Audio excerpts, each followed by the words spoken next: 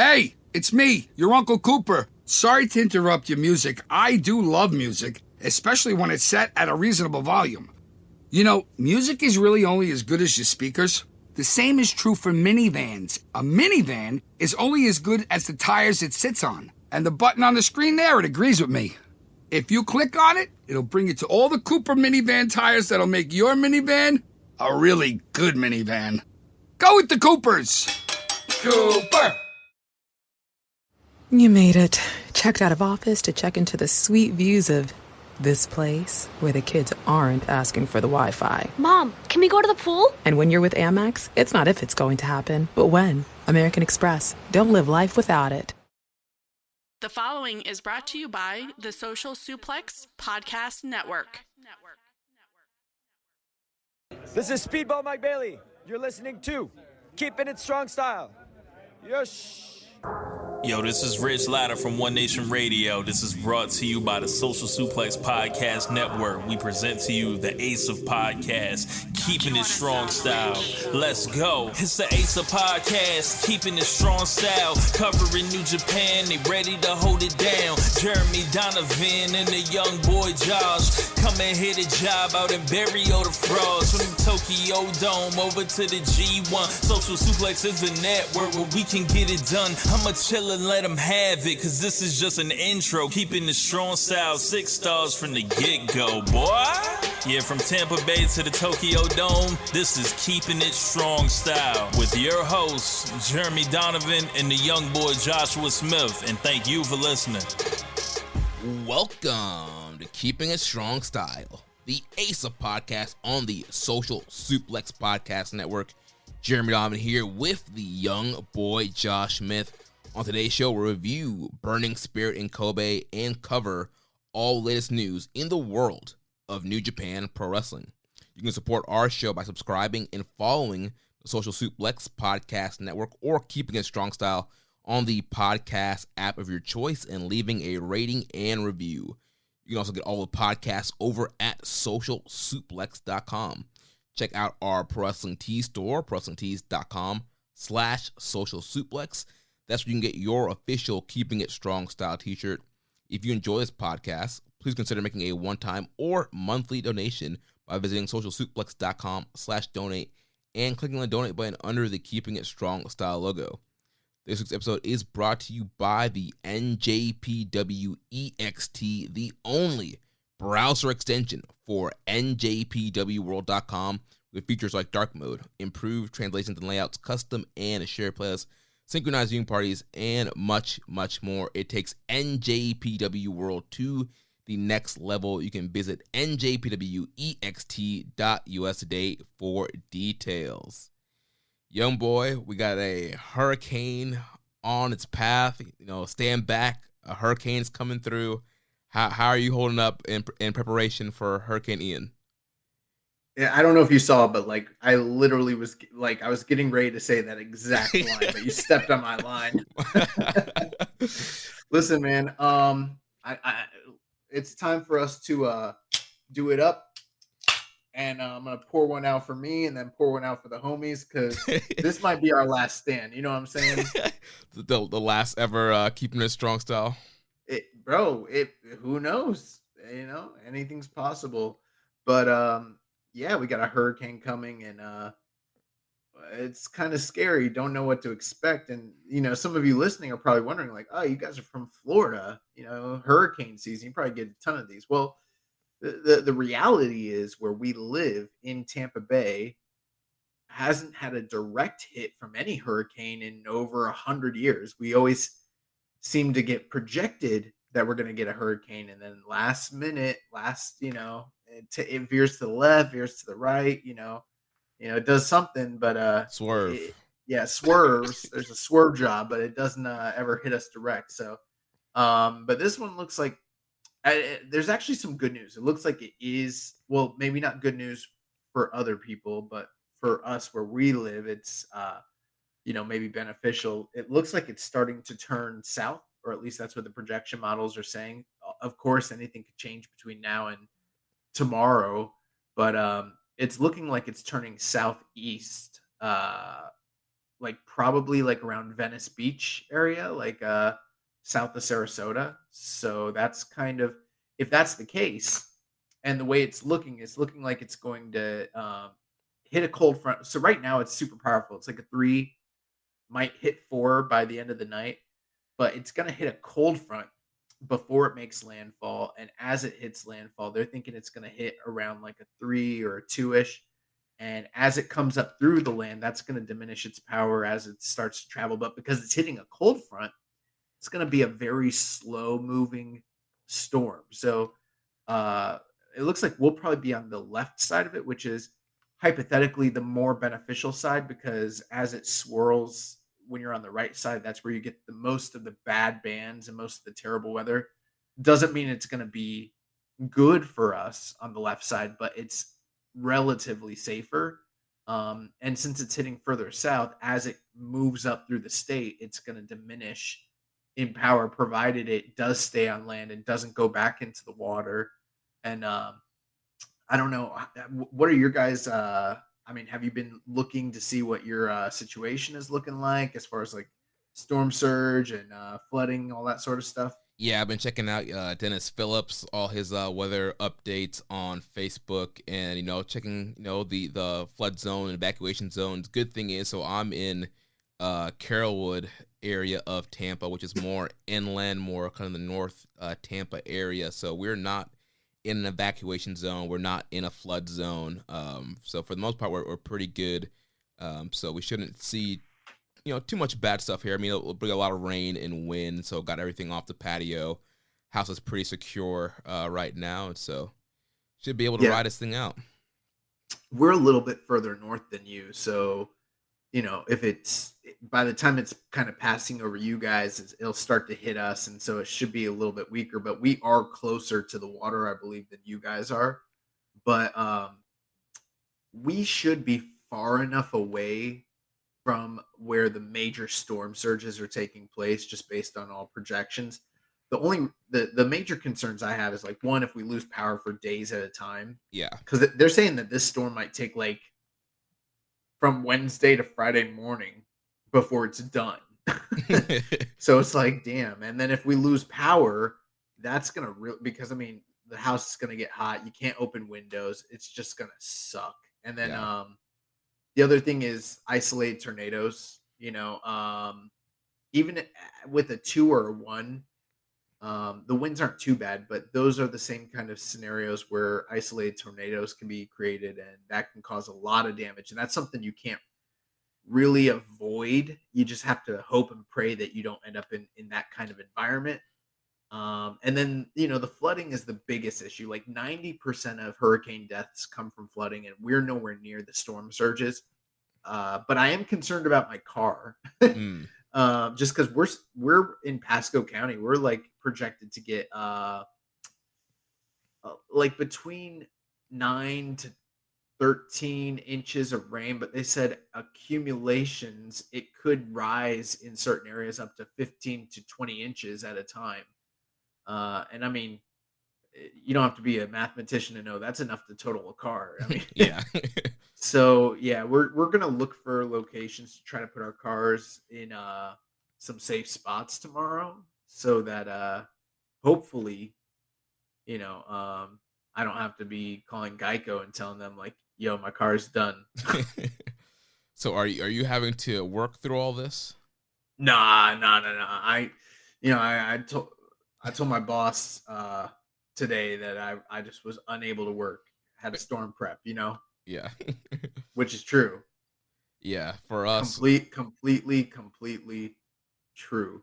Prepping hard. No, but there was a lot we had to get done. Yeah, kind of similar for us. I mean, they pretty much said like for tomorrow and Thursday, if you need to prep and get your house ready, you can go ahead and do that. If you lose power, internet, don't worry about it. But if you have power, internet, you're all set. Then you can work.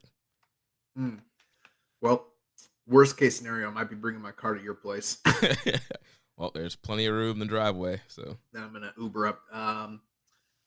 So yeah, I mean, but at the same time, storms are unpredictable.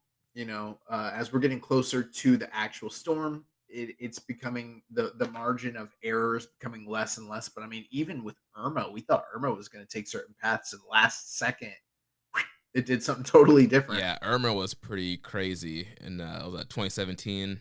Yeah. And this one's looking like it's going to take the same path as Charlie did back in the day. So, which is kind of crazy because a lot of people evacuated here, went to Orlando, or went across the across the coast to the west side of Florida, and it's like they might be screwed. Yeah, it happens a lot. People evacuate, and the storm seems to kind of follow them where they evacuate to. Yeah, well, that's enough storm talk, but yeah, it's kind of funny. Like for you and I, our day to day, just what's going on in our lives probably has been majorly interrupted. So recording right now just feels kind of fucking weird. And I'm like, is anyone even going to listen to this tomorrow? There's going to be a hurricane. I mean, but then it's like, oh yeah, the rest of the people listening don't live in Florida necessarily and aren't Right. experiencing a hurricane. Like they're gonna be fine.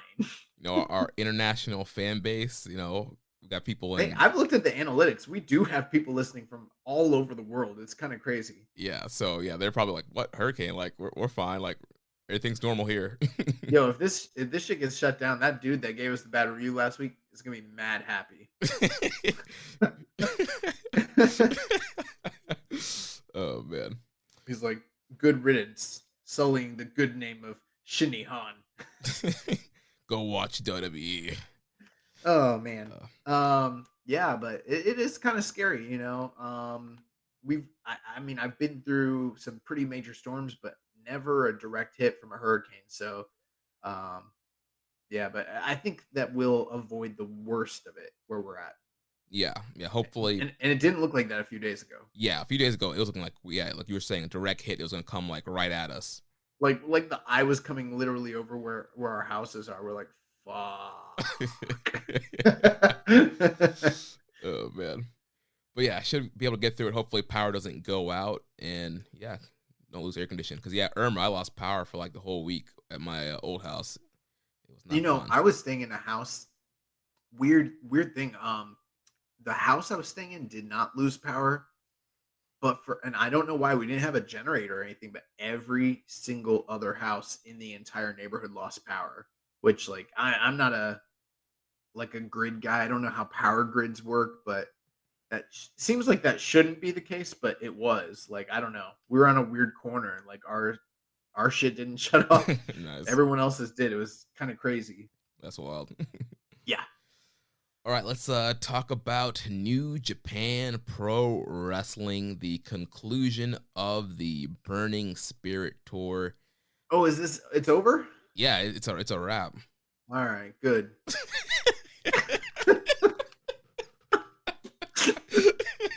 I thought I was gonna keep going. I thought this was just a stopgap, Burning Spirit Night 17, but we still got like 18 more shows to go, and No, this Kobe was the last one. We're done. That's it. Last show for September. We'll be moving into a Declaration of Power at the beginning of the month, and then the Battle Autumn Tour, and then the New York pay-per-views and Royal Quests.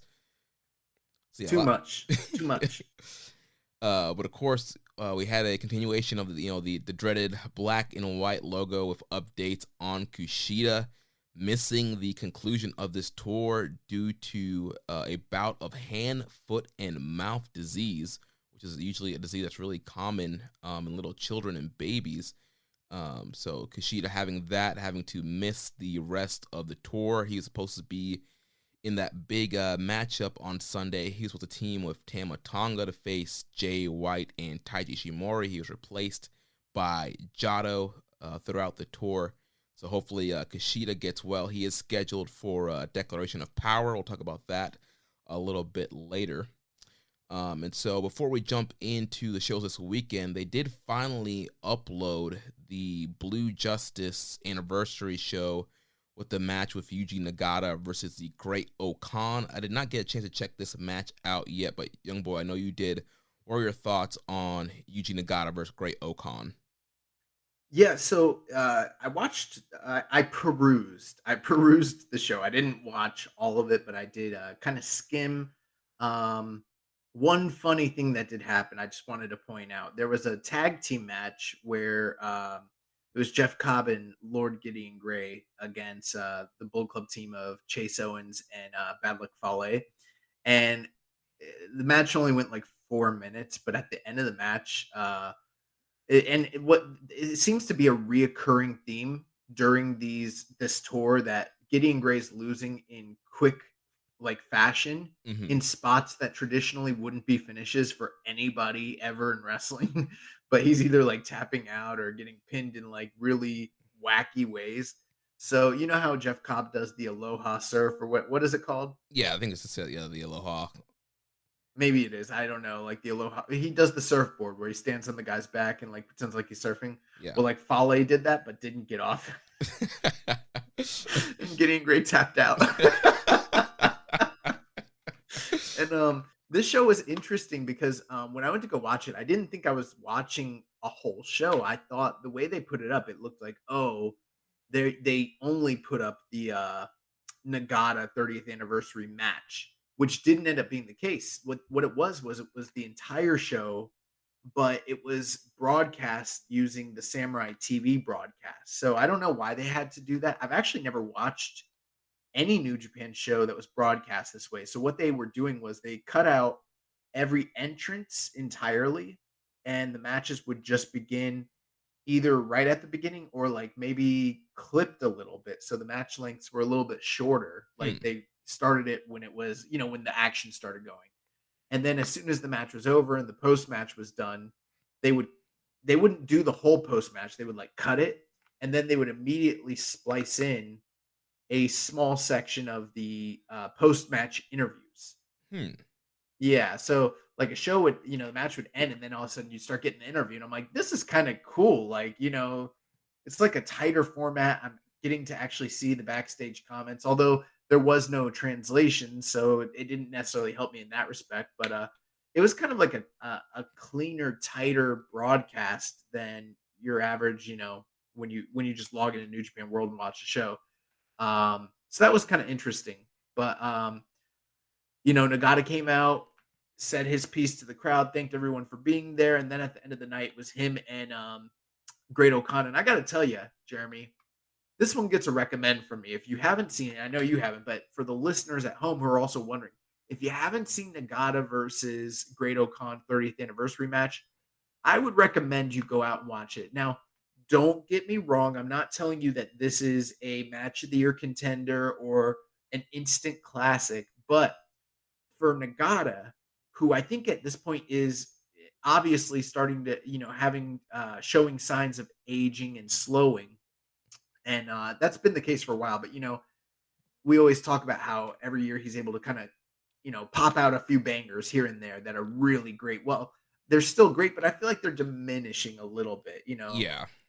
Well, that was kind of the case here, but this was a really great and fitting 30th anniversary match for him, and I feel like they picked the right guy for him to go out there and do it with, and they worked their asses off. And one of the key highlights of the match, there's a point where Nagata runs up the ropes and does a T-bone suplex off the top rope to Great Okon, which was just fucking rad. Wow. But yeah, now the reason I think Okon was the right guy here is because they didn't just work your typical style of New Japan main event house style match. They really worked in a lot of that MMA centric stuff with the grappling and the submissions, which I think lends itself well to Nagata.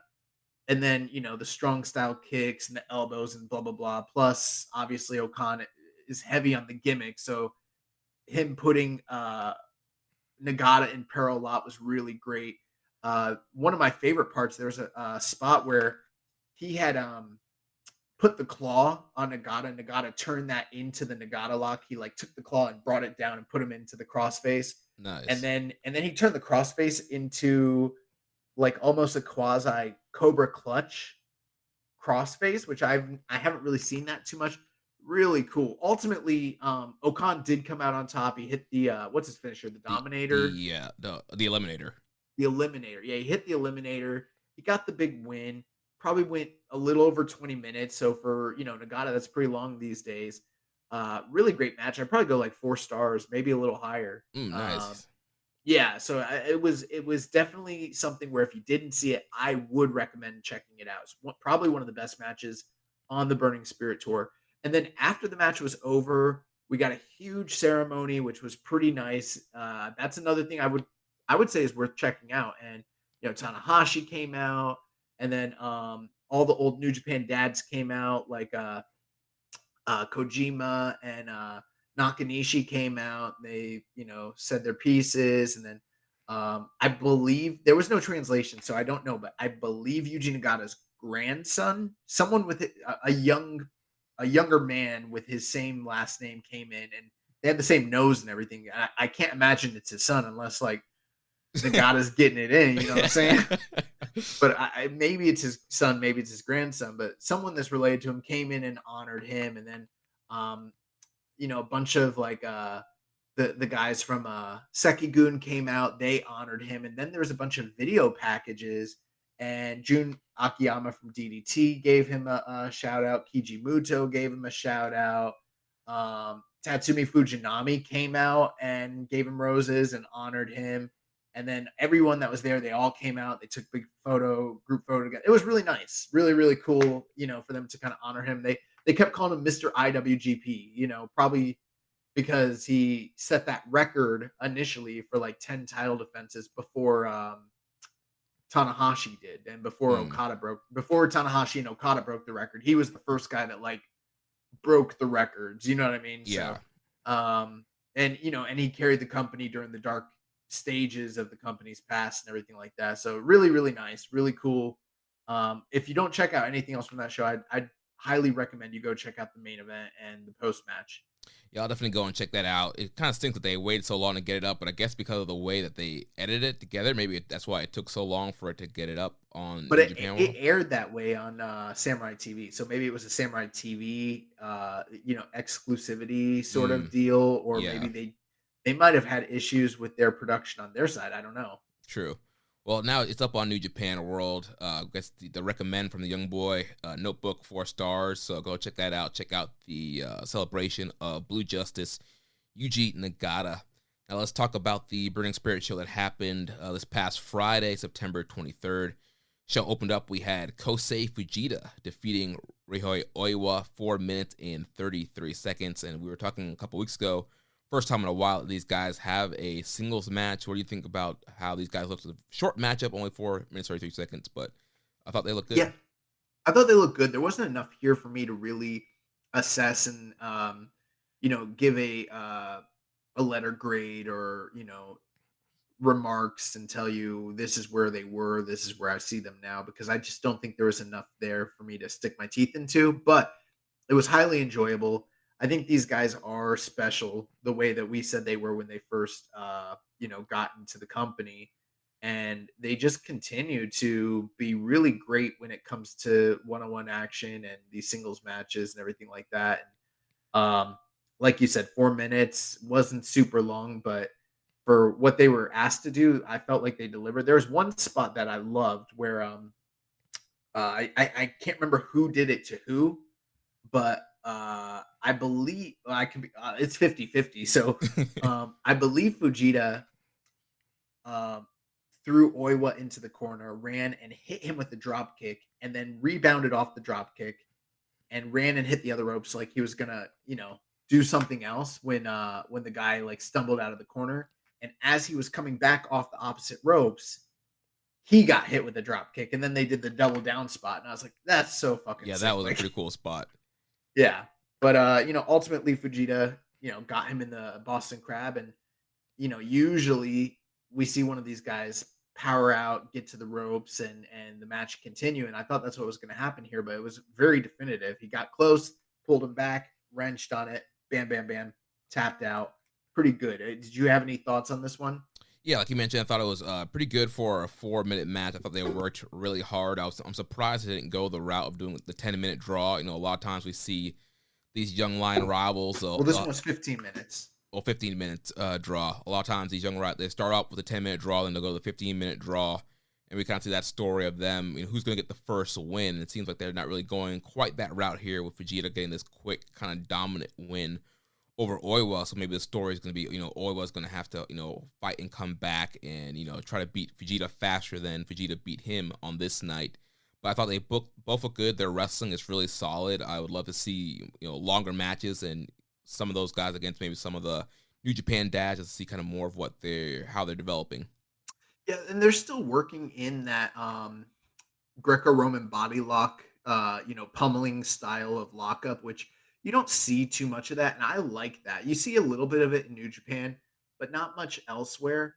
And I think that that's a great, grappling tactic that makes a lot of sense to me. And, it doesn't always have to be a collar elbow tie-up. I think the Greco-Roman lockup works just as well. And I like that they still, utilize that in their matches. Yeah. So following that, we had a Bullet Club team of Bad Luck Fale, Chase Owens, and Hikuleo defeating Gideon Gray, Great Okon, and Jeff Cobb 8 minutes and 3 seconds, continuing to preview the tag match that was to come in Kobe. Then we had ELP and Kenta defeating Bushi and Shingo Takagi, continuation of the ELP and Shingo rivalry and the whole Who's Your Daddy storyline that they're doing right now. Which is getting kind of kinky. I don't know. Yeah, especially when we get to Kobe. Definitely. Yeah. Then following that, we had Hiromu, Sonata, and Naito defeating Taichi, Taka, and Zack Saber Jr. 9 minutes and 8 seconds, building up the Dangerous Tekkers versus Naito and Sonata matchup that would happen on Kobe. Then TMDK's Badu Tito, Jonah, and Shane Haste defeated Togi Makabe, Tomioka Honma, and Kazuchika Okada 8:28. Building up the Okada-Jonah match coming up next month. Then we had Jado and Tamatonga teaming up with Tanahashi and Yano to defeat Doc Gallows, Jay White, Carl Anderson, and Taiji Ishimori, previewing that Tamatonga and Jay White title match, as well as the Never title match that was to happen with Tanahashi and Carl Anderson. Then the semi-main event of the evening was the Never Openweight 6-man tag team title Tornado Dog Cage Survival Match. What a title. Oh my God. With the House of Torture, Evil, Sho, and Yujiro Takahashi accompanied with Dick Togo. They defeated the Chaos team of Hiroki Goto, Yo, and Yoshihashi to become the new Never Openweight 6-man tag team champions. The Never Openweight 6-man tag team title Tornado Dog Cage Survival Match. That reminds me of the one, probably the most famous match in Mid-South Wrestling history, which was a match from, they did it a few places, but they did it, I believe they did it in the Superdome. I could be wrong, but it's Ted DiBiase versus Jim Duggan, the blow-off feud from '85. And the match was a coal miner's glove on a pole, tuxedo street fight cage match. And as crazy as that sounds, as wacky as that sounds, two guys trying to climb a pole inside of a steel cage in a street fight wearing tuxedos, that has Vince Russo written all over it. It does, yeah. It's one of the greatest matches of the 80s, and it's generally universally, considered the best match of Mid-South, period. This match, the dog cage match, was not. Yeah, this match was pretty disappointing. First of all, they didn't really follow the rules that were posted. They might have. Might have. I thought about this. We might be misunderstanding the rules. Well, I read them from the English website. Right, but sometimes they translate shit wrong.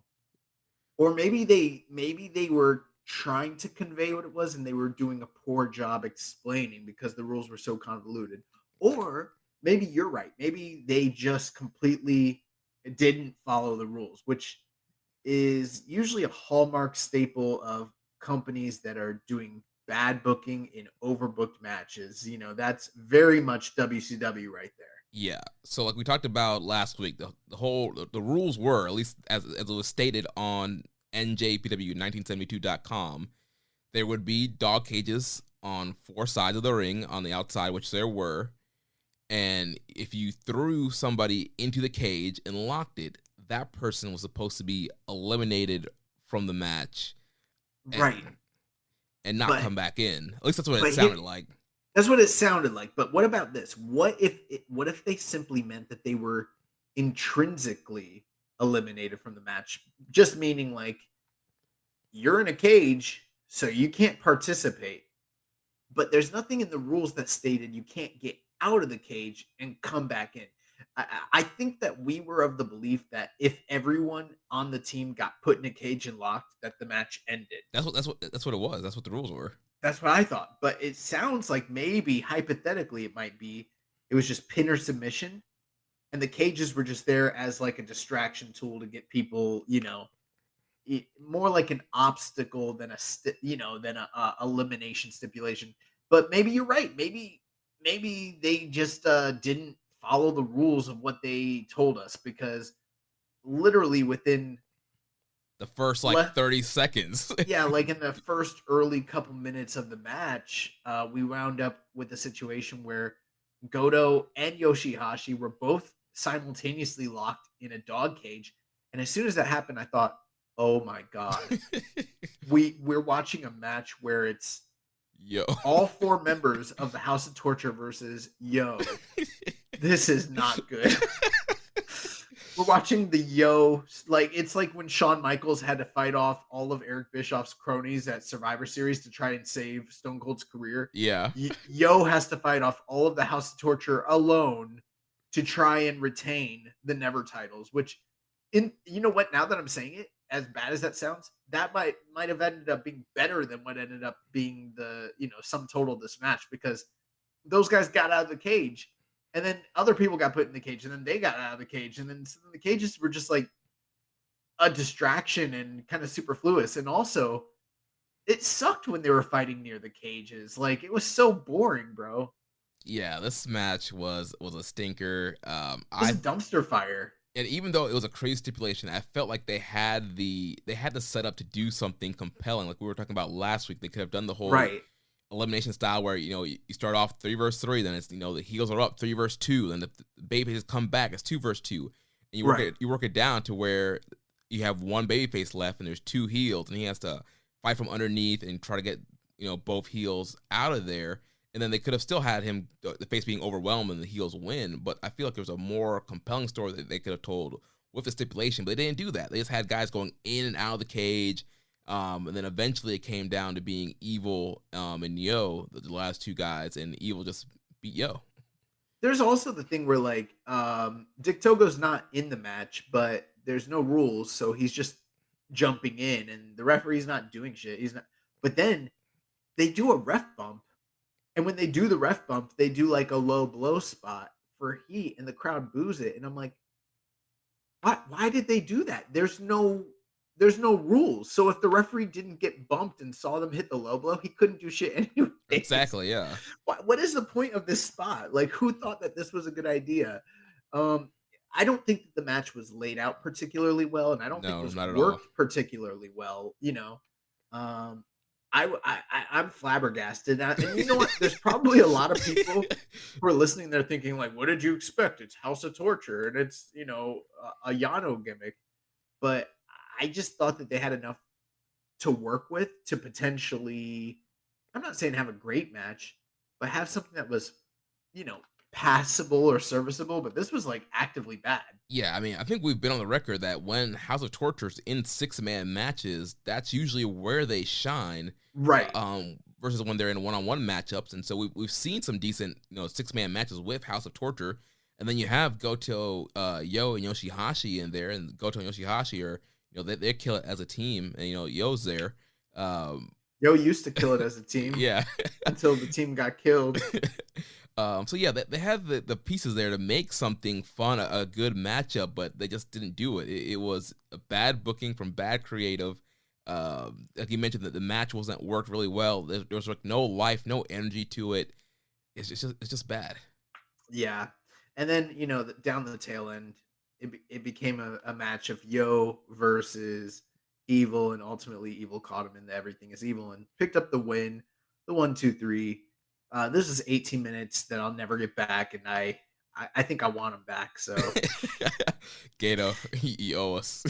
also speaking of Mid South Wrestling, shout out to one Rich Latta. If you guys didn't see the tweet, he published through Voices of Wrestling. He wrote an article that was published through Voices of Wrestling, the case for Junkyard Dog's inclusion in the Hall of Fame, and namely the Wrestling Observer newsletter Hall of Fame.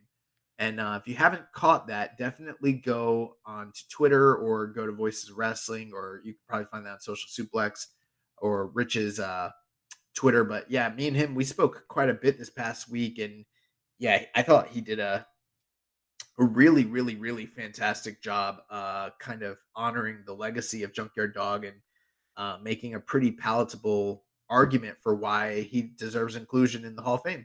Yeah, I thought Rich did an excellent job kind of laying out the case for Junkyard Dog and his history, and kind of really, pushing for it and pushing this case for Junkyard Dog. And, we've seen several votes go by where Junkyard Dog just doesn't get enough votes to get into the Observer Hall of Fame. So hopefully people read this article, and this year when the Hall of Fame comes around and people vote, JYD gets in. I'll tell you this too. I saw a couple, not a lot, but a couple people that were a little negative on the topic, which is to be a little bit expected because the guy's not in the Hall of Fame. So there's definitely some people that have votes that dissent on the idea. But one of the things that I saw kind of echoed was they're like, we would need more information. And when Rich wrote this article, and I don't want to speak for him, but just my understanding of it was that he didn't do this as an exhaustive case study or like dissertation where he was going to present each and every single factoid. What Rich did was he wrote a concise article using an economy of words to really honor the legacy and lay out a compelling argument, but it wasn't an exhaustive argument. Me and Rich talked about a lot of other things that were left out of the article that you could still throw at the case if you really were so inclined, that he decided to not even throw in there, but probably because of the length of the article would be so long if you did venture down certain avenues and paths and arguments and cases and blah blah blah blah blah. Mm-hmm. So it's funny, there's people who are like, I don't know about this article, there wasn't enough info to really sway me. It's like, well, the info's out there, guys. Do your own research. Do your own research. Like, it's not like this stuff's secret. The internet does exist. And if you have a vote, you probably have enough of a voice to, you should probably be doing that research before you place these votes. That's all I'm going to say. Yeah. So yeah, check out. I mean, it's the Junkyard Dog, bro. Like, he should be in the Hall of Fame. I think anyone that knows the history of wrestling probably agrees with that. That's a bizarre notion that he shouldn't be in it. Right. That shouldn't be a hot take. Like, that should be like a fact. Like, oh yeah, it's JYD. Yeah. Well, it's funny. Brian Last talked about, he was like, when the first class of Observer newsletter Hall of Famers were selected, it was selected by Dave Meltzer. It was all people that were like open and shut, common sense selections. And he said there were certain people that were overlooked that were kind of like exclusions that probably should have been thrown in there. He's like, JYD's easily one of those guys and probably should have just been put in immediately, but probably wasn't because he was still living at the time. Mm-hmm. And he's like, but if he had been, no one would have said anything about it. You know what I mean? Right. So it's like, yeah. Anyways, check out the article if you guys haven't, and shout out to Rich. And yeah. Yep. Check it out. voicesofwrestling.com. So let's talk about the main event real quick from this show. 8-man tag elimination match. We had 609 Wato Noguchi teaming up with David Finlay and the DKC to defeat the United Empire's Aaron Henare, Francisco Akira, TJP, and Will Ospreay. And this match was previewing the junior tag team title match that was on Kobe with 609 versus Akira and TJP, and then previewing the U.S. match with Will Ospreay and David Finlay. It was previewing something else too that you forgot to mention. It was previewing the karate chops of the DKC. Yeah, this commentary DKC team, fire. They got hype when he was throwing those karate chops. Like Dude, they were like, Milano loves DKC. DKC fire! Yeah, the match was fun. You know, I'm always down for a good tag team elimination match, especially in New Japan. Mhm. And this one was very good. Came down to the finals of being Dave Finlay and Aaron Hanare, which makes a lot of sense because Dave Finlay obviously needs to kind of be strengthened up a little bit. He's about to challenge for the U.S. title the following show, but at the same time, in a lot of these elimination matches, they'll give someone that you don't expect to win the victory, like say in Lij a Bushi or in Bullet Club a Chase Owens, kind of like the lower man on the totem pole, and that's exactly who Aaron Hanare is at this current time out of these guys in the group. So when it came down to him, I was like, oh shit, like he might potentially pick up the because you can do the over the top rope gimmick. And I was like, he might get this guy out over the top rope and pick up the visual win on behalf of Ospreay, like they Right. screwed Dave Finlay out of the win. And they came close to they teased that quite a few times, which I thought was pretty compelling down the stretch. But ultimately, Dave Finlay was still able to get the jabron out of there and establish. I'm just joking. I love freaking Hanare. He's awesome. But yeah, he picked up the win here and setting himself up for, being a credible challenger against Will Ospreay's U.S. title. Yeah, they definitely need to give Finlay some momentum going into that match in Kobe. And it was interesting towards the end there. It was Hanare and Ospreay against Finlay at the end, and Ospreay was going for the Oz Cutter. Finlay pushes Hanare into Ospreay, which sends Ospreay over the top. That's how Ospreay got eliminated and got down to Hanare and Finlay. So it was an interesting way to get Ospreay out of there without eating a pinfall or looking bad as a champion, and then also giving credibility and momentum to David Finlay, getting the win there over Hanare and going in with all the momentum into Kobe. And so that wraps that show up, and that takes us to Burning Spirit in Kobe, which happened this past Sunday, September 25th. Big show here to close off the tour.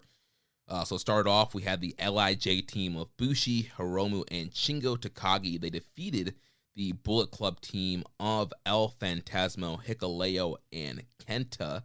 And here we saw the continuation again of the Shingo and ELP Hoosier daddy storyline. ELP has been saying that he's Shingo's daddy. He has a shirt out for it, and Shingo has been trying to get some royalties since ELP used the Shingo font on the shirt.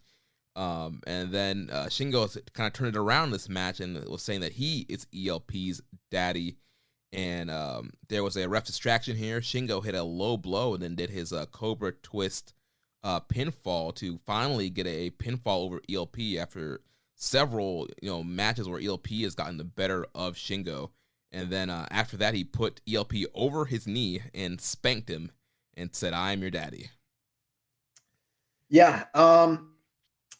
The whole thing is kind of, I don't know, a little bit goofy. It seems like obviously we're leading to some sort of KOPW stipulation match, but my big concern is that this is going to end up being some sort of like diaper.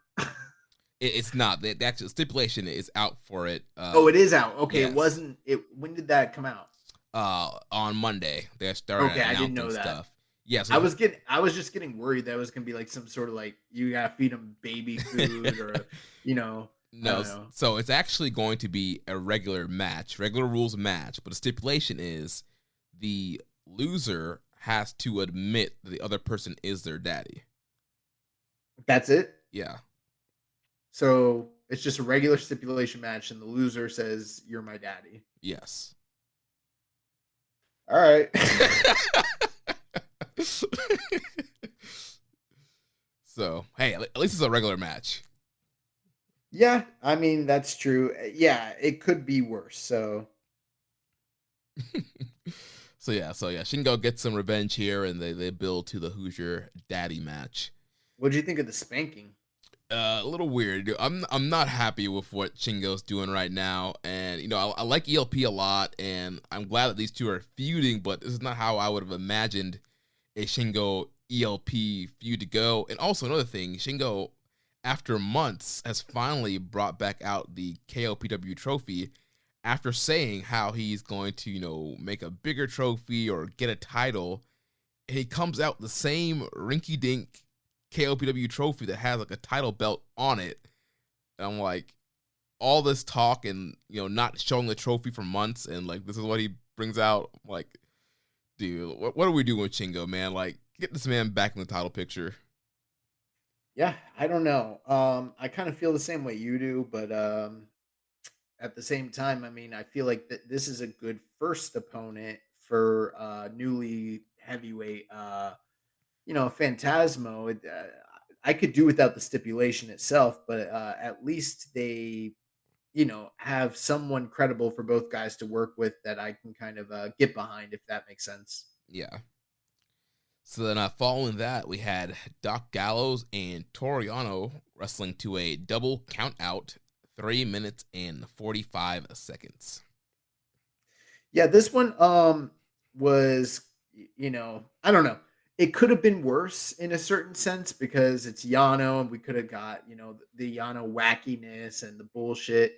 And we still did kind of get bullshit, but essentially Gallows didn't go out there to have a wrestling match. He went out there to beat Toru Yano's ass, and Yano was not really prepared for it. He kept trying his trickery. It didn't work. Gallows just cut him off the whole time. And then eventually the ass beating proceeded to go up the ramp where he mounted the guy, kept punching him until, they got counted out. The one good thing it would have been is had this hypothetically been your typical Yano match, this could have been a one and done sort of situation. But instead, because it ended on that count out, seems like we're going to get some sort of continuation of this feud after the fact. So the one thing I'm wondering though, because we'll get to it, but these guys had interaction in the semi-main event as well after this. And Yano really got his ass beat and was trying to be the trickster god that he's known to be, and it didn't work. Maybe he needs to pull out the most violent players persona to combat Luke Gallows. Where if that's the case, I might be able to kind of get behind that if that's where this is going. No one has said that that's the case, but just kind of looking at classic wrestling booking, I could see that being a logical next step. Yeah, I think we've seen with Yano a lot of times there are guys where the tricking doesn't work, and that does cause him to go back to that MVP character. We saw that in the G1 this year. He's facing Okada. He's like, all right, if I'm going to have any shot of beating Okada, I got to go back to the most violent player version of myself and really be super aggressive. And so maybe that's where it's building. Hopefully that's where it's building, because honestly, I really don't want to see another Doc Gallows Yano singles match with just a regular, trickster Yano. This match was, I don't even know why it was here. I guess you need to do something with Doc Gallows. I'm not sure why the bright idea was to put him in a rivalry with Yano, and why we need to cart them out here for 3 minutes and 45 seconds on this particular card when we had a whole tour they could have done this match, but it is what it is.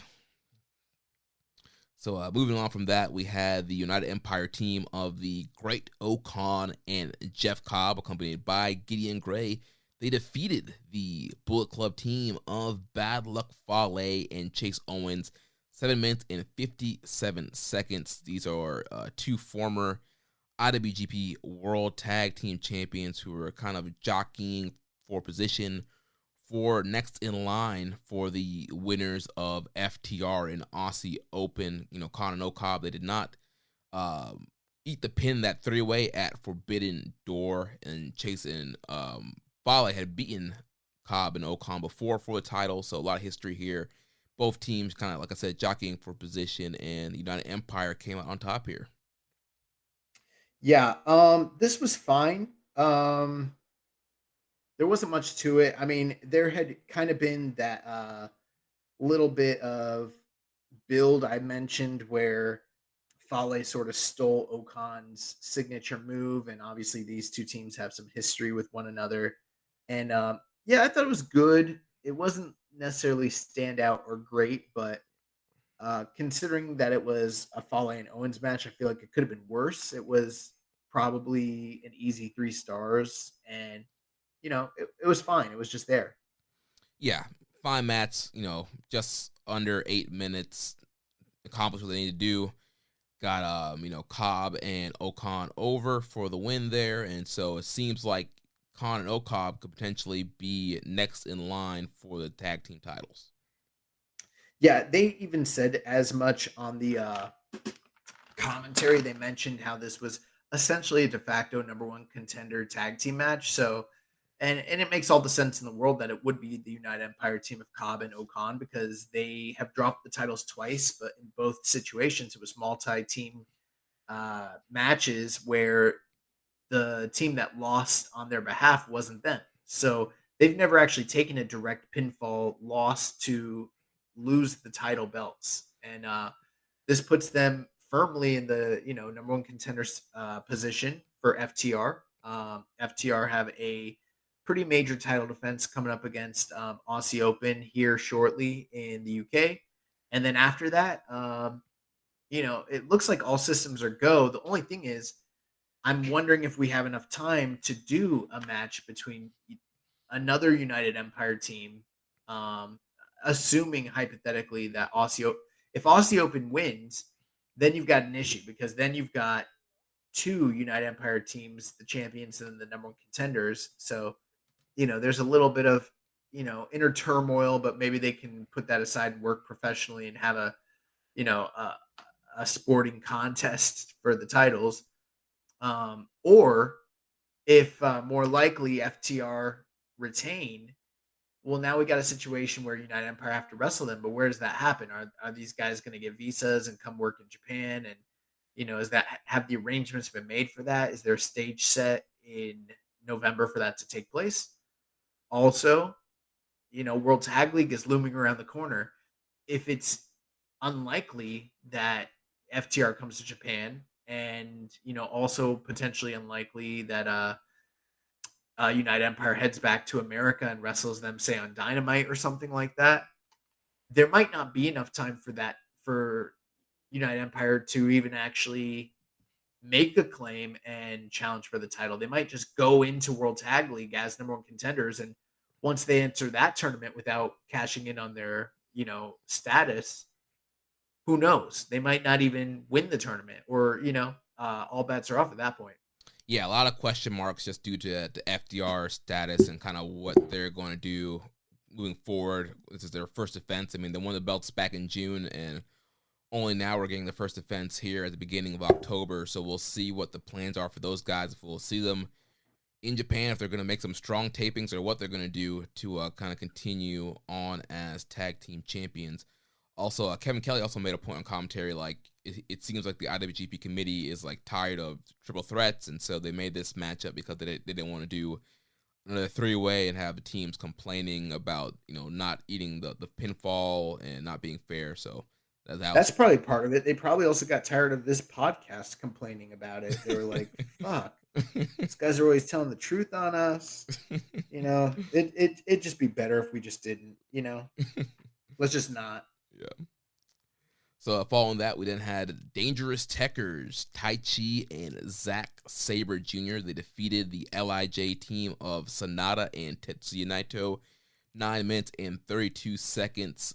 These teams have been at each other for a while now, going from their matches in the G1 and then springing on through this whole Burning Spirit tour. And last time we saw Sonata getting the pinfall over Taichi, when Taichi was going to his signature spot where he rips off his pants and goes for his finish, and then Sonata caught him with the O'Connor roll. We got a similar ending here where Taichi was going to go for that spot once again, and Sonata was going to capitalize, but Taichi used it on his behalf to get the momentum over on Sonata and able to pin Sonata. Yeah, I thought this match was pretty good. Like we mentioned, these teams have even more history with one another than the previous match that we just kind of reviewed, and beyond just all four men working together in various tag situations. They all have a lot of singles history with each other. Um, the main thing here is it really seemed like it was a tale of two different singles matches combined in a tag match. You kind of have Taichi and Sonata, who sort of have a friendly gamesmanship, sort of sporting one-upsmanship sort of situation going on where they're trying to outdo one another when it comes to the sport of wrestling. And then you have Naito and Zack Saber, who, the tensions between them have just kind of been boiling over ever since the G1, with Naito embarrassing Zack, and Zack having that chip on his shoulder and trying to get revenge and his comeuppance for suffering that big loss that cost him the G1. And that's pretty much it. Anytime those two guys were in the ring together, there was a lot of rage and hard fights or hard fought action going on. And then when it came to Taichi and Sonata, was much more technical and that's kind of how I saw it, and I think that's what was sort of to be expected considering how the preview tag matches went prior to this. Right, and the post match built right into that as well. Sonata was kind of impressed that Taichi caught him in the Gato clutch, and they had a mask exchange where Sonata gave him his Cold Skull mask, and Taichi gave Sonata his entrance mask, and kind of motioning to kind of one more time, kind of motion back and forth to each other. And then Saber and Naito got in the ring, and they both started grabbing each other's ears and, kind of, messing with each other. And then the ref was trying to break it up, and then they both grabbed the ref's ear, and then they were both going at each other. So even though Saber and Naito's is definitely a more contentious kind of relationship, there is kind of this kind of love-hate kind of buddy cop kind of vibe to them, where it's like they hate each other, but at the same time, like they kind of have some kind of respect for each other. But their hate really fuels their relationship at times. Yeah, definitely. And this even felt a little bit more chummy than they normally are with one another. That post match between Taichi and Sonata. So, and it kind of makes sense because they don't have a program going on. There's not a professional or personal animosity going on in this situation. I feel like if I was them, though, I'd be a little. I don't know, kind of perturbed or annoyed at my teammate sort of letting personal, issues kind of get in the way of what could have been hypothetically in kayfabe a pretty important tag team match, and it seemed like their personal vendettas were taking the forefront as opposed to focusing on the success of the tag team as a whole. Yeah, and for both teams. Yeah, and on commentary they put over, this match. This match main evented shows last year and could main event. Promoters would be dying to have this match main event. This is a pretty big tag team match, but it wasn't really treated like that. Also, it was more about kind of the personal rivalries and the kind of bickering with Naito and Saber. And we didn't really get a standout match like we saw last year. It was really more story based and just kind of driving home the point that Saber and Naito really just can't stand each other, and Saber's desperately wanting to get revenge on Naito. Yep, absolutely. So then after that, we had the TMDK unit of Bad Dude Tito, Jonah, and hysterical Shane Haste. They defeated Togi Makabe, Tomioka Hanma, and Kazuchika Okada 12 minutes and 9 seconds, continuing to build the big rematch for Jonah and Kazuchika Okada, which will be happening at the beginning of the month coming up here at a Declaration of Power in 2 weeks. This was fine, for a 12-minute preview match. They got quite a bit in. I mean, we've talked at length about how, impressed we are with Bad Dude Tito and Shane Haste. I think both those guys are doing a lot to kind of make the most of their situation as being the second banana to Jonah, who is the primary focus of his team, because obviously he's the one that's challenging Okada. And obviously it's Okada. Okada's great in these, even if a bit subdued in these preview tag team matches. But I feel like a lot of the major action really came down to Great Bash heel trying to double team and take out Jonah, and Jonah kind of overwhelming them, even though it's a 2-on-1 situation, and we saw him the previous show. hit the King Kong, or not the what's his finisher called? The big splash. The torpedo. I keep forgetting. He hit the torpedo on um Togi Makabe a couple nights prior, so it felt like he was trying to complete the set and, you know, take out Hanma, which he was also successful in doing here. Which one thing I really liked is how when he's hitting the torpedo now, I think they've always maybe they've done this, but now it's becoming like super exaggerated.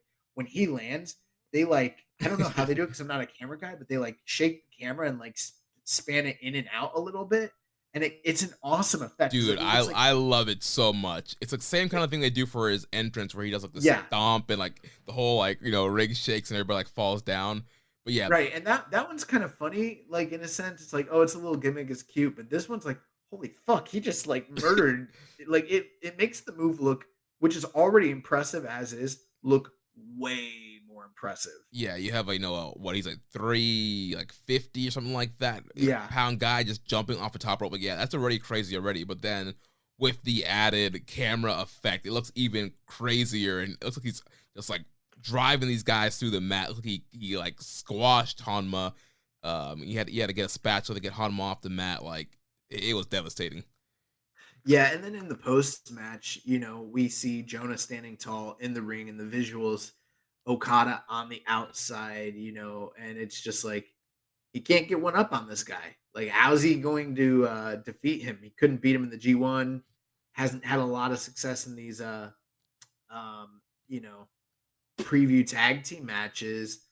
Like, what's the deal? Is this guy going to be game when it comes time for them to have their big match declaration of power? And I think that's the idea, that they really want to establish the dominance of Jonah, which is what they've been doing, and I think they're doing it successfully. Yeah, and Jonas, he's getting over huge with these Japanese crowds. Just getting the big oohs and ahs, and the crowd's really digging him. And I really hope that he sticks around. I think he's a breath of fresh air in New Japan in this heavyweight division, and I think he'd be a great asset to use going forward. I do wonder. I'm wondering if he's going to be sticking around, or you know, there's the rumors about Uncle Paul calling all his long lost children, all his orphans, saying, "Come home, Daddy's here." Yeah, I want to father you. Let me father you. Yeah, I mean, I'm sure based off of everybody else that he's contacted, I'm sure he probably contacted Jonah. Hopefully, Jonah was not lured away by the money and kind of sticks around and does some more things. I mean, if I were Jonah, I would at least want to get a Tokyo Dome match before I even considered leaving. If I was Jonah, I'd want the IWGP World Heavyweight title. Bargaining chip. And $1 million payday. I mean, he deserves it. He beat the best wrestler in the world, right? Right, yeah. So after that, we had Jay White and Taiji Ishimori defeating Jado and Tama Tonga. So this was the match. No, they beat Kushida. My run sheet says it was Kushida. Kushida wearing a Tama Tonga or a Jado costume. Yeah, he's wearing a bald cap. He just really wanted to work. He wanted to get in there. You know? Foot, mouth, and what is it called? Hand, foot, and mouth disease. Hand, foot, mouth disease be damned. No, yeah. They put Jado in there. Yep. So yeah, Jado was there. Obviously the main pin eater for this. So he submitted to the bone lock from Taiji Ishimori, and so Bull Club team standing tall here. And I kind of felt like Tama Tonga really needs a little bit more juice kind of going into declaration of power. We did see what happened. There's a little angle that happens later on that does give him a little bit more momentum, but obviously with Jado in the match, his chances of winning this were not very good at all.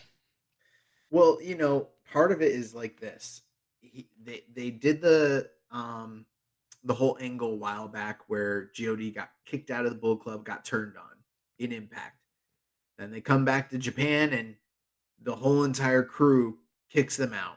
They turn babyface. They do the Hantai thing. They shake hands with Tanahashi, and they're starting to heat him up, you know?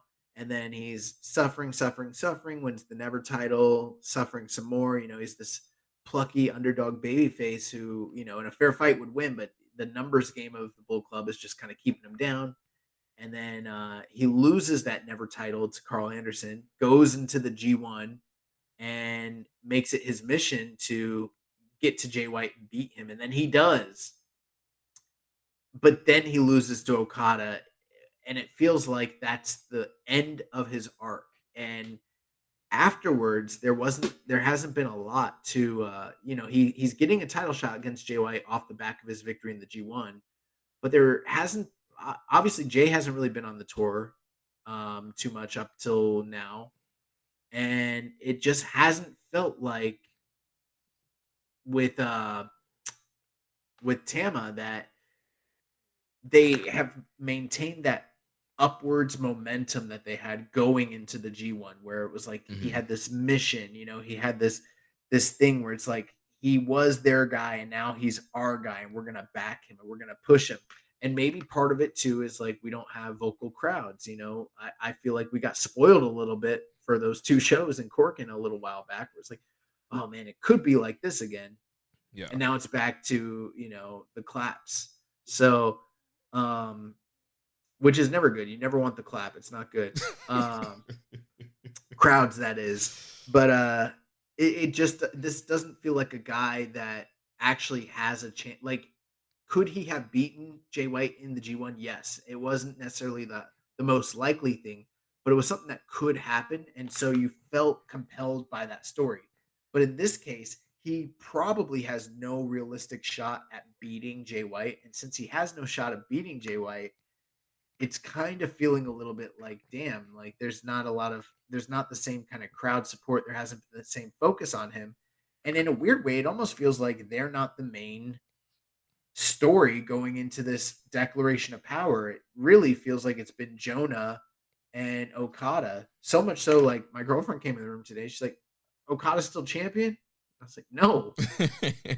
She's like, when do you lose the title? And I was like, in June. She's like, who's the champion? I was like, Jay Whiteo. She's like, oh, I didn't know. Like this guy, even though he has the belt, he doesn't feel like the champion. Right. Yeah. They've done such an excellent job building up the Okada Jonah match. That's been the key match through this whole tour, and it seems like it's the top match. And they could main event with that, because typically you don't do 2 foreigners in Sumo Hall in a big show in the main event. I didn't think of that. That's true. So Okada and Jonah could end up being the main event, and Tama and Jay could be semi-main. Bro, if they do that, they would be hoeing the fuck out of Jay White. Remember, like, you know what that's like? That's like when CM Punk was the world champion, and but John Cena had all the main events. Yeah, they put John Cena and Johnny Ace over a CM Punk match. They did it at every pay-per-view for a year. Yeah. Or that's like when the Ultimate Warrior was world champion, and Hulk Hogan got all the main events. Mm-hmm. Or like when Macho Man was world champion, and Hulk Hogan got all the main events. That's what it feels like. Yeah. So yeah. Or when Hangman Adam Page was world champion, and CM Punk kind of was the main event. Hopefully it's not thrown to a fan vote, because I have a feeling the fans might definitely vote for the Okada Jonah match over Tama and Jay. That's because they're racist. Trying to keep the white man down. Oh man. But yeah, like you mentioned, a big thing too was both Jay and Tama were not on this tour, so this was the first time they were back on the tour, so there wasn't really a ton to really heat this match up, and they didn't do anything on Strong. Jay was on Strong and cut a promo that kind of built into what was happening on this night, but Tama wasn't on Strong. There was nothing on Impact. Like, there was nothing at all to really try and add some more juice, add some momentum to Tama Tonga. The other thing too is, like, we've kind of complained about how long, quote unquote, Burning Spirit Tour has been going on, but because the typhoon and different things, a lot of the shows got canceled, so there haven't been that many Burning Spirit shows realistically, and so I don't know what we're complaining about to begin with. But I kind of forgot which foreigners were and weren't even on the tour. That's why I didn't want to even commit to. I knew Jay wasn't on the tour, but I couldn't even remember if Tama has been having preview tags up till No, now yeah, or not. yeah. He's been Yeah. off a tour. Yeah, Okay, that makes sense. So yeah, so it makes sense why. But even here, it didn't feel like the crowd was like super behind him the way they were pre G1. yeah, And I don't think it's because the G1 did anything to hurt him. I think it helped him for sure. I think it's just that back before the G1, there was a progression of a story arc, and you were trying. There was something that the fans could get behind, but anyone with any sense of realistic expectation knows he's not winning the world title this time. I'm not saying it couldn't happen, but he's not winning it a few months before Wrestle Kingdom. So it's kind of hard to really get invested in that and to heat the guy up too much, but he needs it. yeah, And you know what? Jay needs it too yeah, as champion. yeah. And I think Tama's suffering a little bit because Jay's not excelling as champion necessarily. Yeah, he's had a lukewarm title reign so far. Yeah, and some of that is because the G1 was somewhat lukewarm. It's not all his fault. I think some of it comes down to the way that they laid out the G1. Yeah.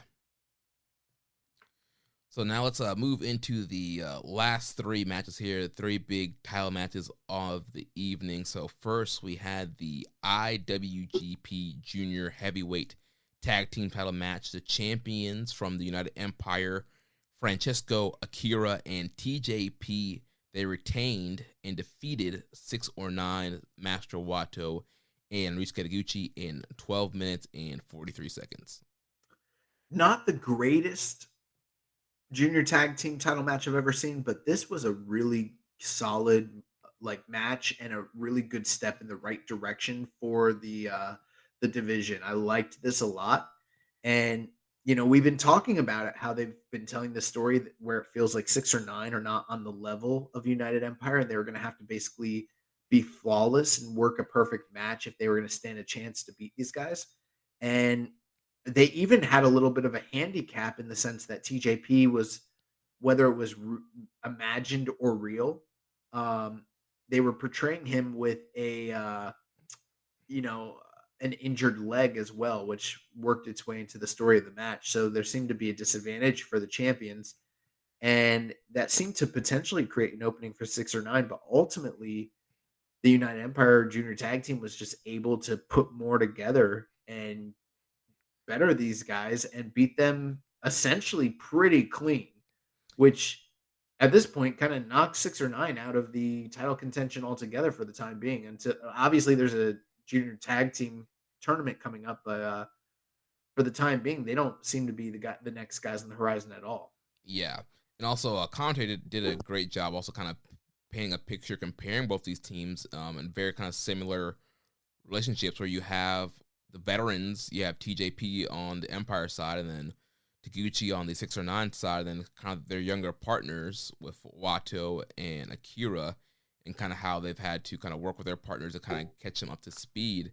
But it definitely seems like TJP and Akira had kind of the better maybe communication or relationship going into this matchup. And even though Akira and TJP have teamed less than Taguchi and Wato, like you mentioned, they were able to put some stuff together and just kind of really take it to 6 or 9. I thought Akira and TJP had a lot of great double team combos. Both guys just really lightning quick and so smooth.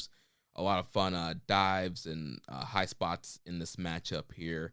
And I love the sort of like doomsday corner launching Frankensteiner off the top, which was incredible. Yeah, there's another spot where like Akira did like a coast to coast drop kick. I forgot who did. I think it might have did it to Wato. There's another double team move they do where like TJP like launches Akira into a drop kick into a dude, and that looks pretty cool. They also had one where it was similar to what the Bucks do, but they had the guy kind of set up in the other, and United Empire did this where he came off the top rope and did the foot stomps through the guy while he was like in the prone position. Mm-hmm. And that was a new move that they've never done before. And it looked like they might have been debuting a finisher, but I believe it was Watto that kicked out of that. And I was like, okay, so it's just like a super signature move. It's not quite a finisher, but it looked really good and was really cool.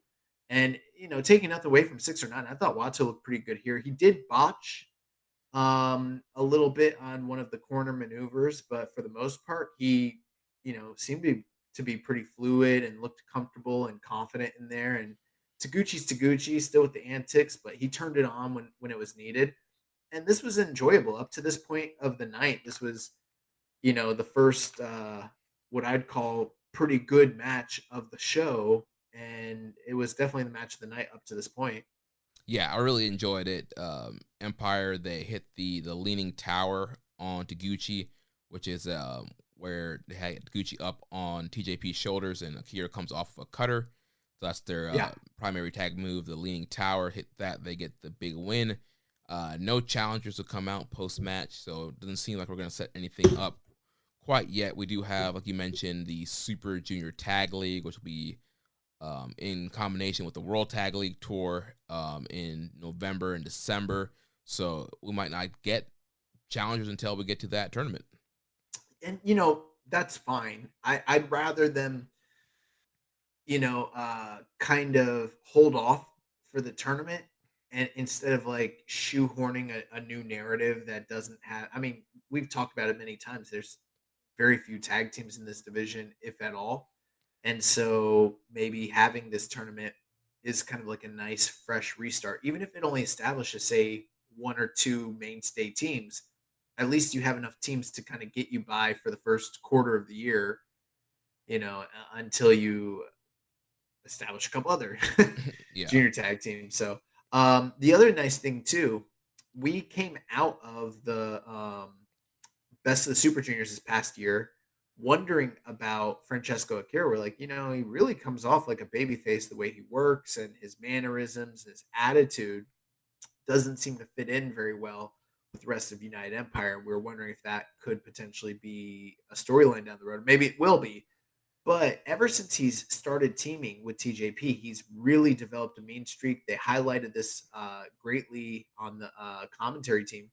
And it's absolutely true. Ever since he started teaming up with TJP, he's the trash talk and, the braggadocious nature and kind of the mean-spirited nature. It's all kind of coming out. So he's kind of become one of the most heelish characters of United Empire. As they sort of amalgamated more to like a, heel-leaning tweener group almost, essentially. He's sort of like one of him and TJP are like the nastier 2 members of the whole team, essentially. Yeah. And I think they're a great team, and I'm really enjoying them as junior tag champs and them teaming together. And I'm looking forward to seeing what those guys can do together in a junior tag league. Yep, looking forward to that. Next match of the night was the semi-main event. And, keep in mind, we had video packages for these last 3 matches. Yeah. And I thought they were really good in each case, especially for those of you that are the video package aficionados that were calling for that on social media. We have no fear. You might not get them in other companies, but New Japan, we got them on deck. Yeah. Video packages, baby. At the beginning of every single show, there is a detailed video package. It's incredible. Yeah, it was a great VTR, highlighting 609 and Empire's kind of rivalry, and also those VTRs are not in English, but it kind of seemed like it was telling a story of like Akira and TJP kind of getting the better of Watto and Noguchi, and them kind of having to come together to fight back. Listen, I don't speak Japanese, but I always understand all the VTRs wholeheartedly. I mean, I can read between the lines. I get what's going on. So, but yeah, the semi-main event was for the never openweight title, as Carl Anderson, along with accompanied by Doc Gallows, defended the never title against the ace of the universe, Hiroshi Tanahashi, and he defeated Tanahashi 13 minutes, 37 seconds. Thankfully, this was kept relatively short. I was thinking this was going to be better. What was your over-under there, Jeremy? Were you like 3 3/4 on this? I said 3.5. I think I'd take the under on this one. Yeah, it will. I would probably give it a good gentleman's 3. Right. I mean, they came out here. they worked the mechanics. Carl Anderson, he likes to call himself, Bright Lights Carl Anderson, and he's made the comments, oh, he only turns it up on a big stage, and the VTR highlighted 2013 when Carl Anderson challenged Tanahashi for the IWGP title, where he failed to beat him, and that was a pretty good match, and that's kind of when Carl Anderson was a guy that New Japan had a lot of stock in, and a guy that they seemed one of the top foreigners that they were building up at the time before he left. And when he was just a guy, period. Yeah. Like a guy that actually mattered. He was a dude. Like he was one of the guys. Yeah. Not anymore. Yeah. So now, now he's back, and they're kind of telling the story. He didn't beat Tanahashi on this night. Can he beat him on this night? It's a big match. Semi-main event, never openweight title. They highlighted his big win over Tama Tonga and all this stuff, but came out here and it was just a match. Like, I don't feel like Carl Anderson went over or beyond to, have this kind of classic match and have this kind of struggle with Tanahashi. And, Tanahashi, he did his thing, but again, at his age and with his injuries, he wasn't going to go out there and push the pace. Like, if Carl Anderson wasn't going to do it, like Tanahashi was like, fine, I'll kind of wrestle to his level and just have this fine match. That's true. I think I have a little bit of a hot take when it comes to Tanahashi. Now, you know how I've been a little down on him past year, maybe a little bit past that. But then every now and again, he turns up. And you have to wonder, like, well, what is it? Some events you think he's going to turn up and he doesn't. Some events you're like, he's definitely going to. And I'm always like, I don't know. And then he does. I think I figured it out. I think that this is what the deal is with Hiroshi Tanahashi. And go back through the singles match records and cage match and prove me wrong. Because I might be wrong here, but I think I'm going to be overwhelmingly correct. Tanahashi is able to turn it on when he is working with another great worker. And when he's working with someone that in the past he would have had to pull up to his level, I don't think he can do it anymore. So like with Carl Anderson, he couldn't do that. And like with Toa Hanare, who's very good, but clearly not ready right now to wrestle that big style, main event style match just yet, couldn't do that. He couldn't do that with Okon when Okon first came in. And with Kenta kind of being broken down, he couldn't make Kenta be more of himself than he was on the evening. I think he's not able to, but when he's wrestling someone like a Shingo or an Ishii or a John Moxley or a Will Ospreay, they can help pull him up and he can arrive at the destination because he's been there so many times.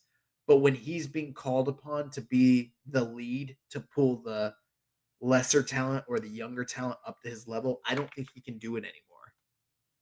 Yeah, that's a good point. Even you go back to Wrestle Kingdom where we wrestled Jay White, and Jay was just coming off of Excursion. That match wasn't all that great either.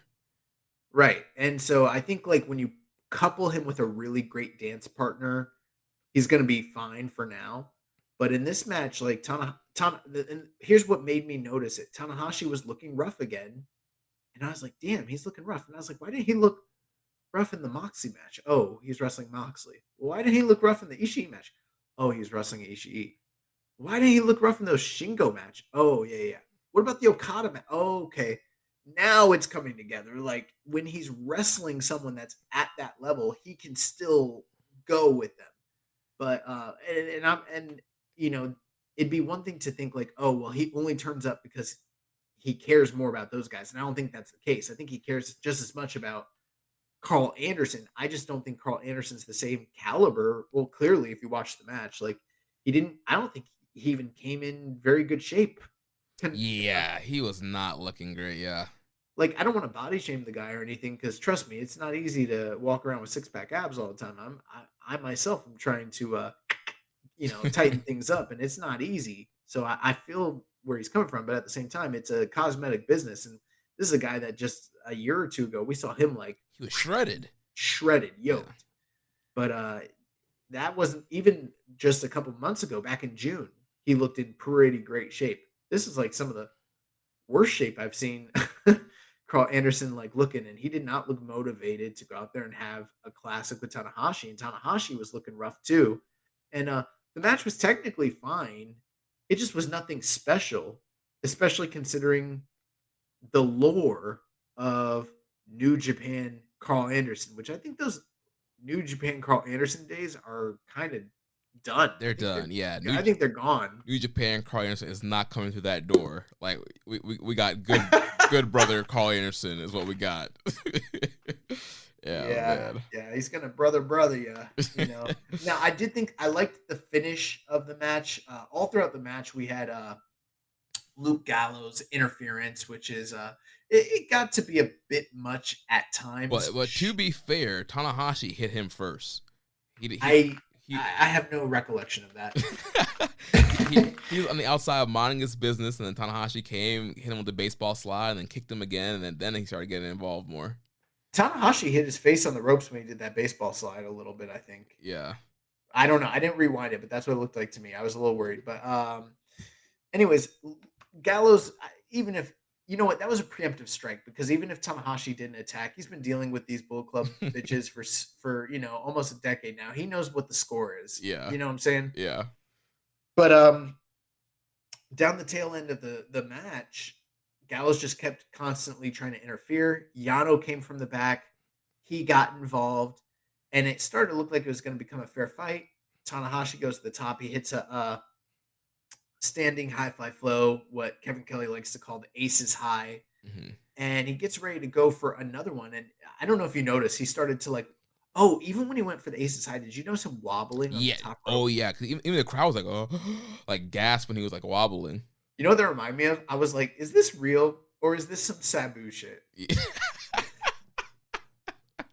You know, I want to work the smart fans. Yes. I want them to think that I can't stand on the top rope. Botch anymore. on purpose.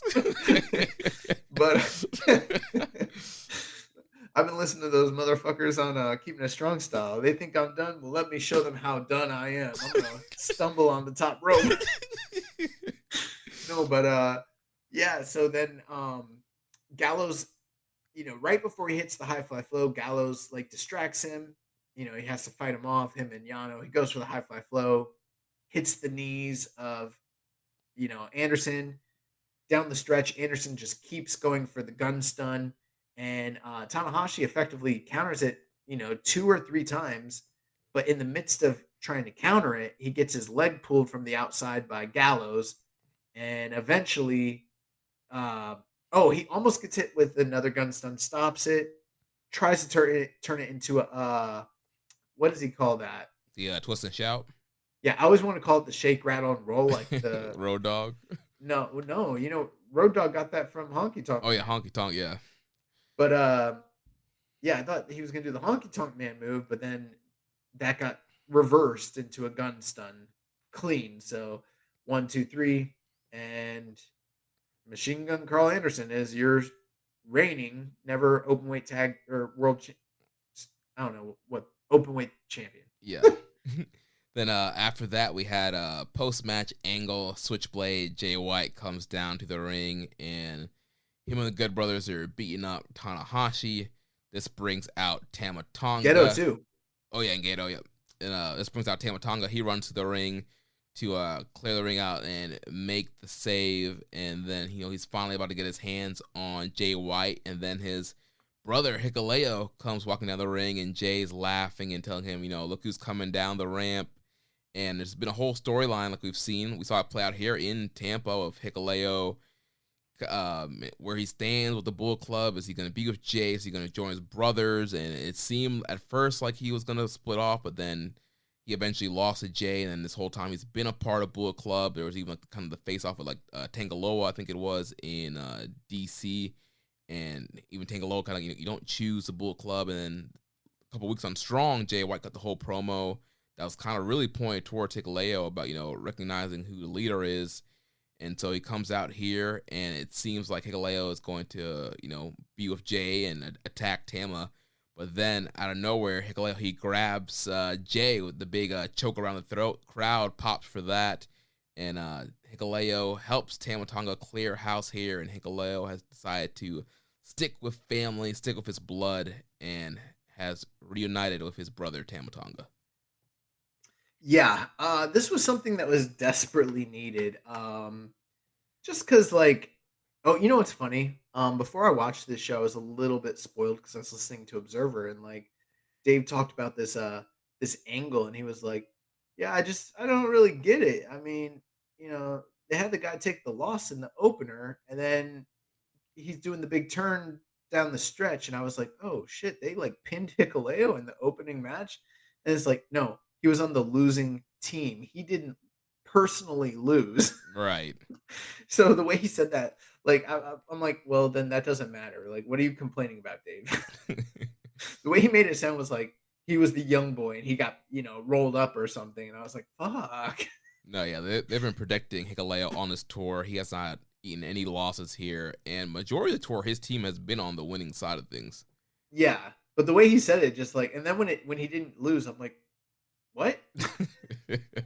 But anyways, Hikuleo's a guy that, like, when the whole thing popped off with Bull Club and the good and God and them getting ousted, and then the whole strong storyline with him and Jay White, it was like, well, what's this guy gonna do? And he's like, I'm staying Bull Club and I'm challenging Jay White. And then he loses Jay White and he's like, all right, well, I'm still with y'all. And it's like, bro, you're a hoe. Like, what the fuck? So, and at the same time, Tangaloa's been out with an injury, and it just has felt really wonky having you know, Hikuleo like remain a member of the Bullet Club, and it didn't feel like something at this point that was continuing to serve him. So him breaking off along with his brother for the time being, I think is a great move for him. And then post match when Tama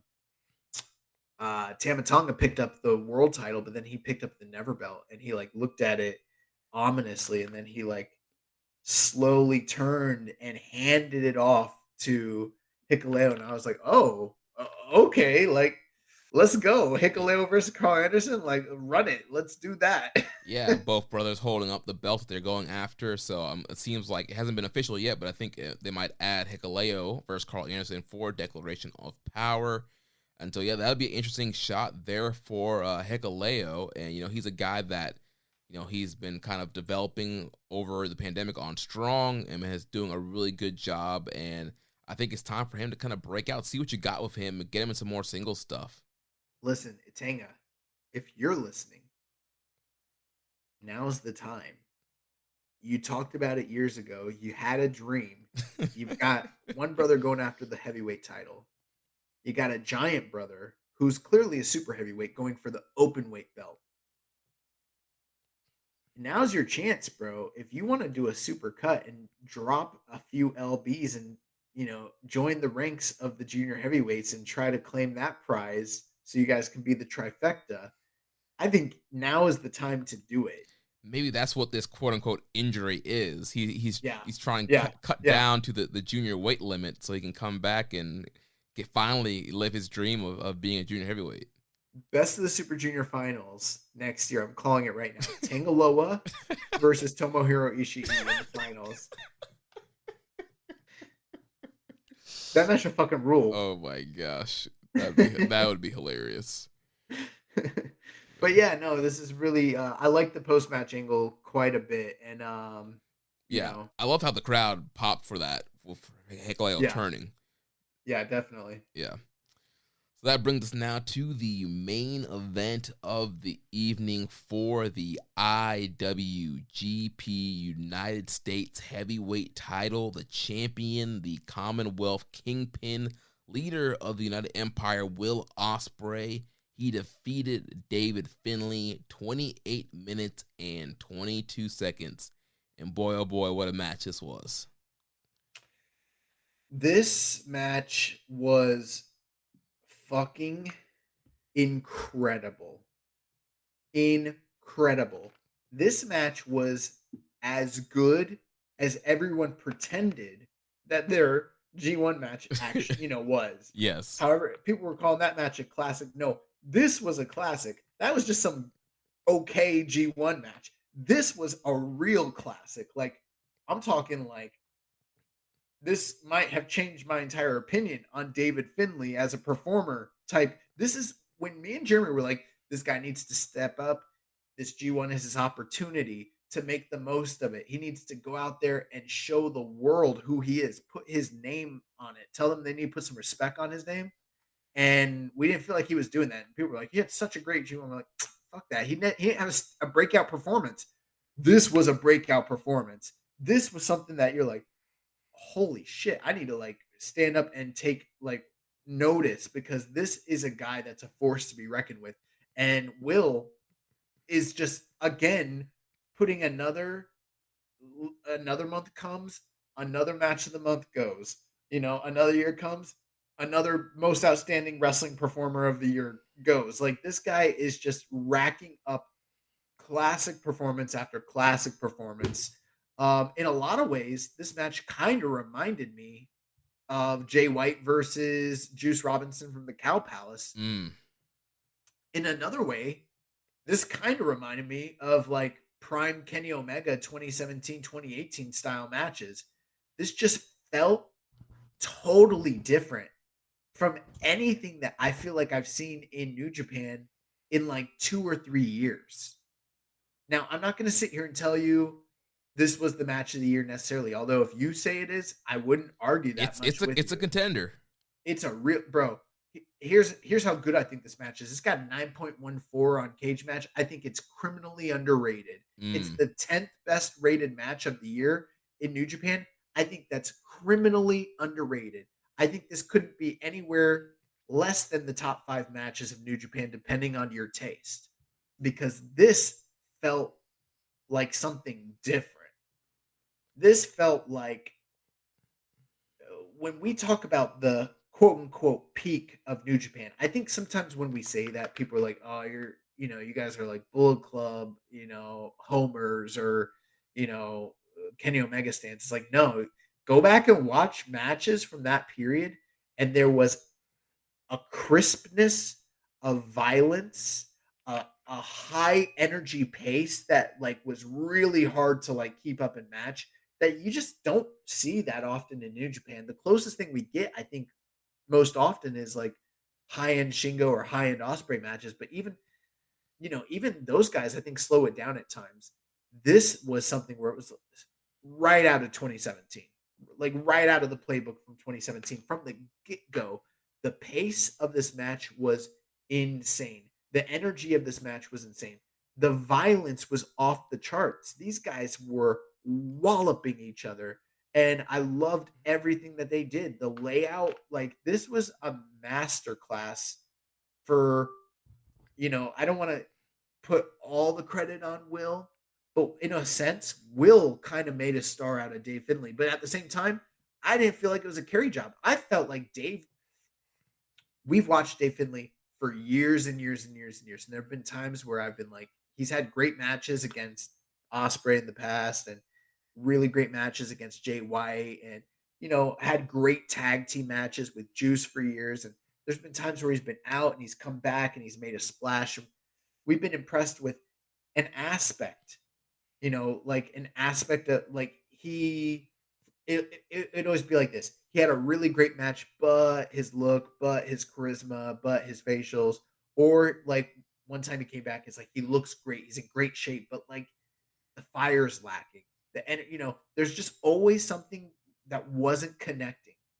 That wasn't here. His gear was on point. His energy was on point. The violence was on point. The desperation, like the attitude. This felt like a guy that I could really actually see being a primetime Gaijin player in New Japan. I can't remember the last time I've seen a Gaijin come in where I felt this way. Even like, for instance, like Jonah is clearly on a great run, but I didn't feel this way from any of Jonah's even big matches, like with Okada, where I was like, okay, this is a guy where I can really get behind and see him being a main event player. If hypothetically, and it's a big if, but if David Finlay can keep this up, we're talking about a new star in New Japan. Yeah, they got to capitalize on this, because this was, like you mentioned, just a star-making performance for Dave Finlay. just like the fire and energy that he brought to this matchup was great. And then, like you mentioned, the match layout from beginning to end, like the match starts and they go at it right from the bell. They're throwing strikes back and forth, kind of this fast-paced, high sequence. And then you kind of slow it down. They introduce the tables, and they're going back and forth. And, you know, like you mentioned, the desperation. There's a spot there where Finlay, he uses the shillelagh to smash Ospreay's hand. And Ospreay is selling the hand like it's broken. And Finlay is just stomping on it. He's doing arm bars. He's attacking the arm. And just really, it almost kind of feel like a double turn for a little bit because Ospreay was in such, you know, desperation and in peril and Finlay was bringing the heat and staying on him, working on that arm. Man, he was just taking it to Ospreay there, doing the Blue Thunder Bomb, and it's really taking over the control there. But then Ospreay came back. It's the that big Skies Twister to the outside, and then Finlay eventually he goes for the sliced bread through the table on the outside. Ospreay didn't go through. And he eventually power bombed him through the table. So many good stuff there, and again, kind of working on each other. I think Ospreay was kind of working over the midsection of Finlay for most of the matchup here, and the reversals. There were so many great reversals from the Hidden Blade, from the Trash Panda. These guys. There's a Hurricane Rana spot where Finlay did like a snap Hurricane Rana for a near fall. That was what it was it looked like they were coming out of like a rolling sequence, and it looked like Will Ospreay was going to hit him with that high angle Liger bomb, and that got reversed into the Hurricane Rana, and I was like, oh fuck! Like, and he kicked out. Now I literally thought if he'd pinned him off that, I would have been fine with it, which is crazy to say. I would have been totally with the way this match went. I would have been perfectly content for them to strap up David Finlay on that night. Yeah. There's also another great near fall where Finlay actually hits his finish, a Trash Panda, right in the middle, but then Ospreay kind of rolled over to the rope and got his foot on the bottom rope at the last second there. That was a great near fall there. He also hit the sliced bread number 2. Yeah. And that used to be his finish, right? Yeah, I think he calls it the Prima Nocta. The Prima Nocta. Yeah, he hit that Prima Nocta, and I was like I didn't bite on it because I knew that Ospreay is going to kick out, but it was so good that I was like, damn, he could have won right there, and I would have been fine too. Like there was like 2 or 3 times where like they were just firing on all cylinders where I was like, hey, if they want to, you know, quote unquote call an audible, like the Acclaimed versus Swerve in Our Glory, you know, if they want to pull an audible, you know, we can do that. But this was just fucking awesome, man. Yeah, there was Ospreay going for the Oz Cutter and Finlay catching him with a stunner in the middle of the ring. That was great. And then the closing stretch here where Ospreay, he hits a super Oz Cutter, and then he hits a pedigree because he was trying to pick him up for the Stormbreaker, but his hand was selling the hand, hits a pedigree, hits the front Hidden Blade, and Finlay kicks out. I was like, I marked out of that. I was like, I can't believe this man, because Finlay kicked out of this. I was like, Ospreay's been pinning people with the Hidden Blade. And and he hit him with 2 of them. Right, and he had a pedigree before that too, and hits him with the Hidden Blade. Finlay kicks out, and then finally he pulls him up, gets him up for the Stormbreaker. 1, 2, 3, gets a win. But man, this was a blowout match. Like it was almost 30 minutes, and it breezed. Oh yeah, it breezed by. Super fast pace, like great moves, great counters, great storytelling. Like I said, a star was made this night for Dave Finlay. Match of the year contender. I'm going the Cowards rating on it. I'm going 4 3/4. I'm 4 3/4 too. But like, I'll tell you this, and maybe this is going to sound controversial to some people, but I don't know. Maybe this week, as there's a hurricane, if I still have power, I'll rewatch them both. But I liked this more than the G1 final, I think. Really? Well, I mean, I already liked Tanahashi and Ishii this year more than the G1 final.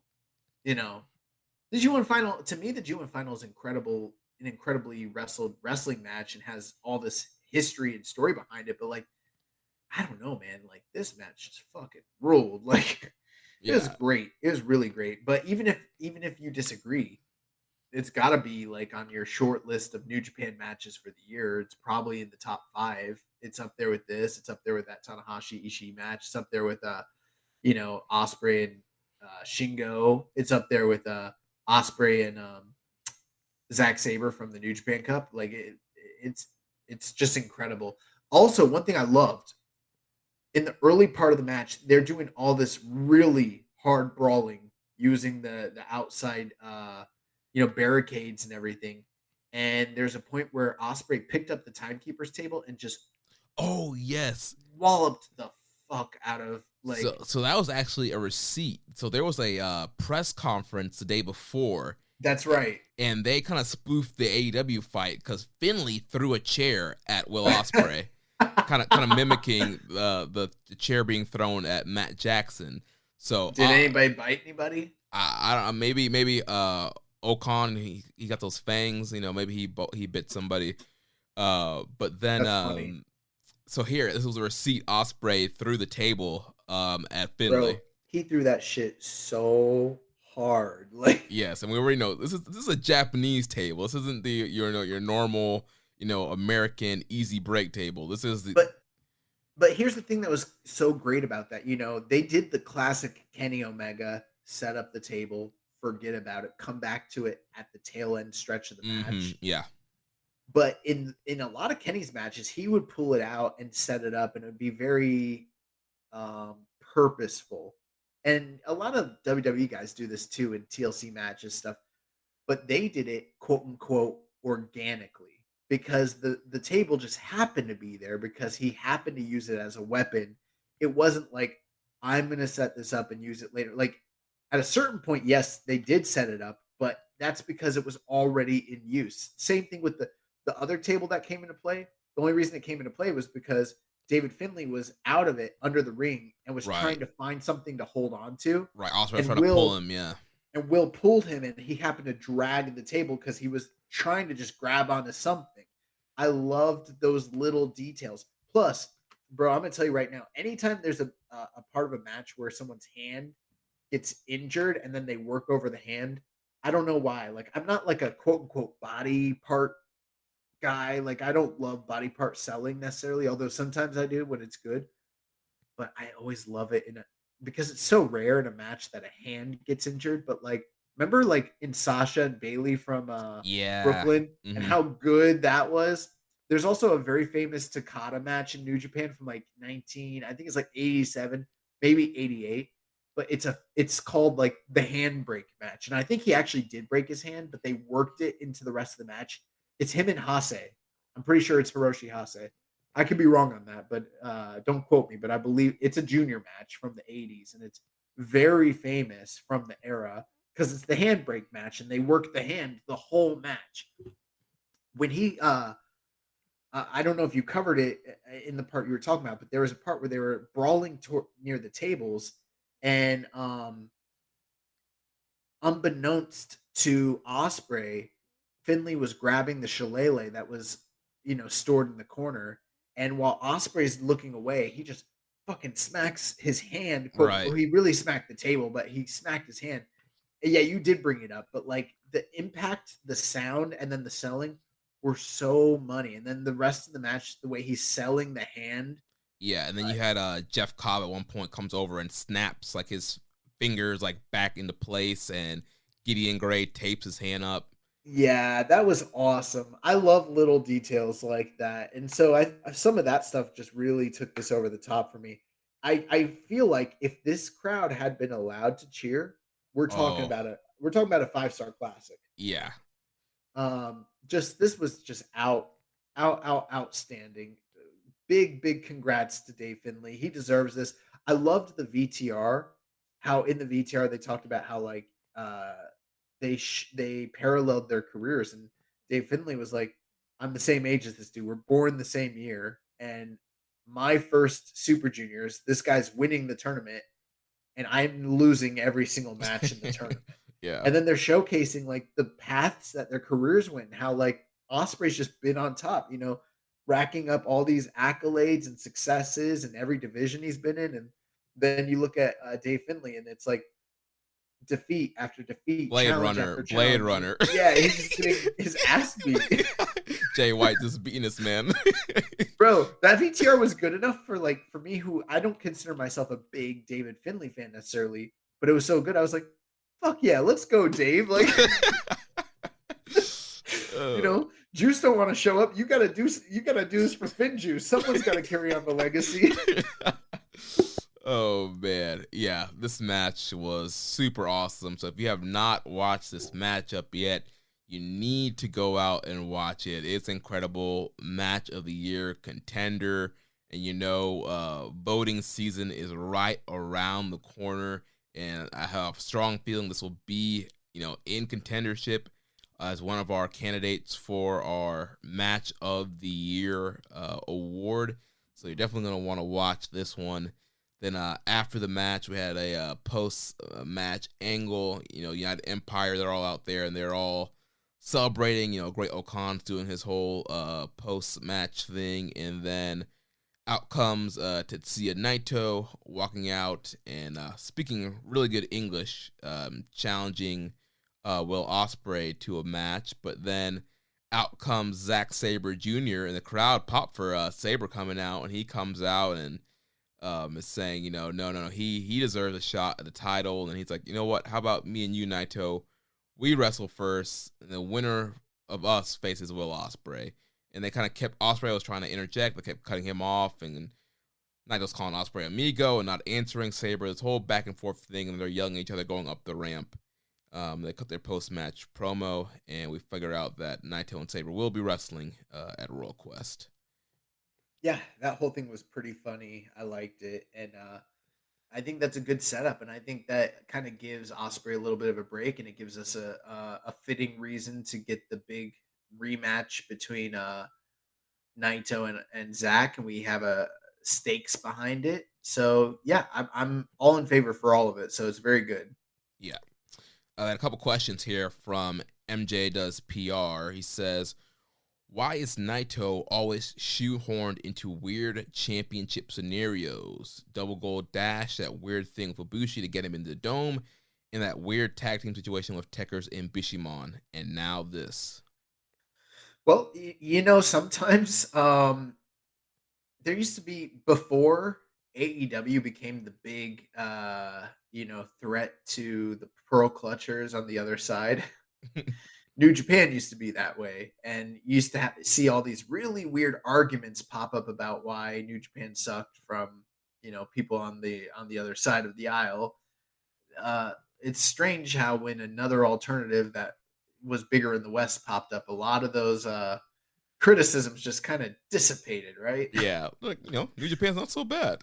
Yeah, but one of the big arguments used to be like they don't have storylines, and we all know that that's not true. They just have different kind of storylines. You have to pay a little bit more attention to the wrestling, and you got to listen to the promos in the backstage and yada yada. But it is true in a certain sense that they don't always have the same kind of classical Western style storylines, for better or for worse. And so when someone like, say, Naito, you want to get him in the title picture, but there's not a tournament around that you want to have him win to get him into the title picture, and you don't have him in a number one contenders match, but you still want to get him in the picture, and you don't have a Western style storyline, a feud that propels him into the picture, you kind of wind up with him just showing up at the end of matches and challenging people and getting shoehorned for nonsensical reasons. And that, ladies and gentlemen, is what we call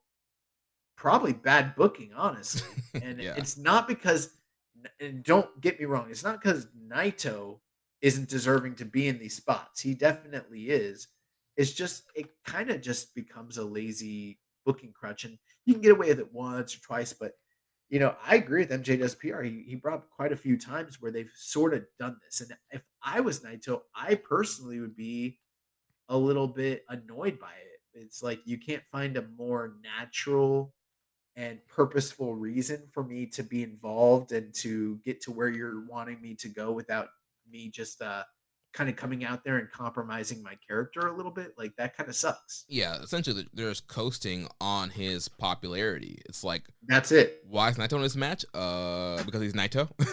It's like there's no like build or like you're mentioning, like it's kind of just out of nowhere. It's like, oh, we have to kind of do this convoluted, double gold dash, or he has to beat this person first to get in here. And I get they're doing the whole Naito and Saber storyline, and I guess it kind of makes sense, but obviously, based off what happened in G1, I feel like Naito has a claim to kind of come after Ospreay, continue that rivalry too.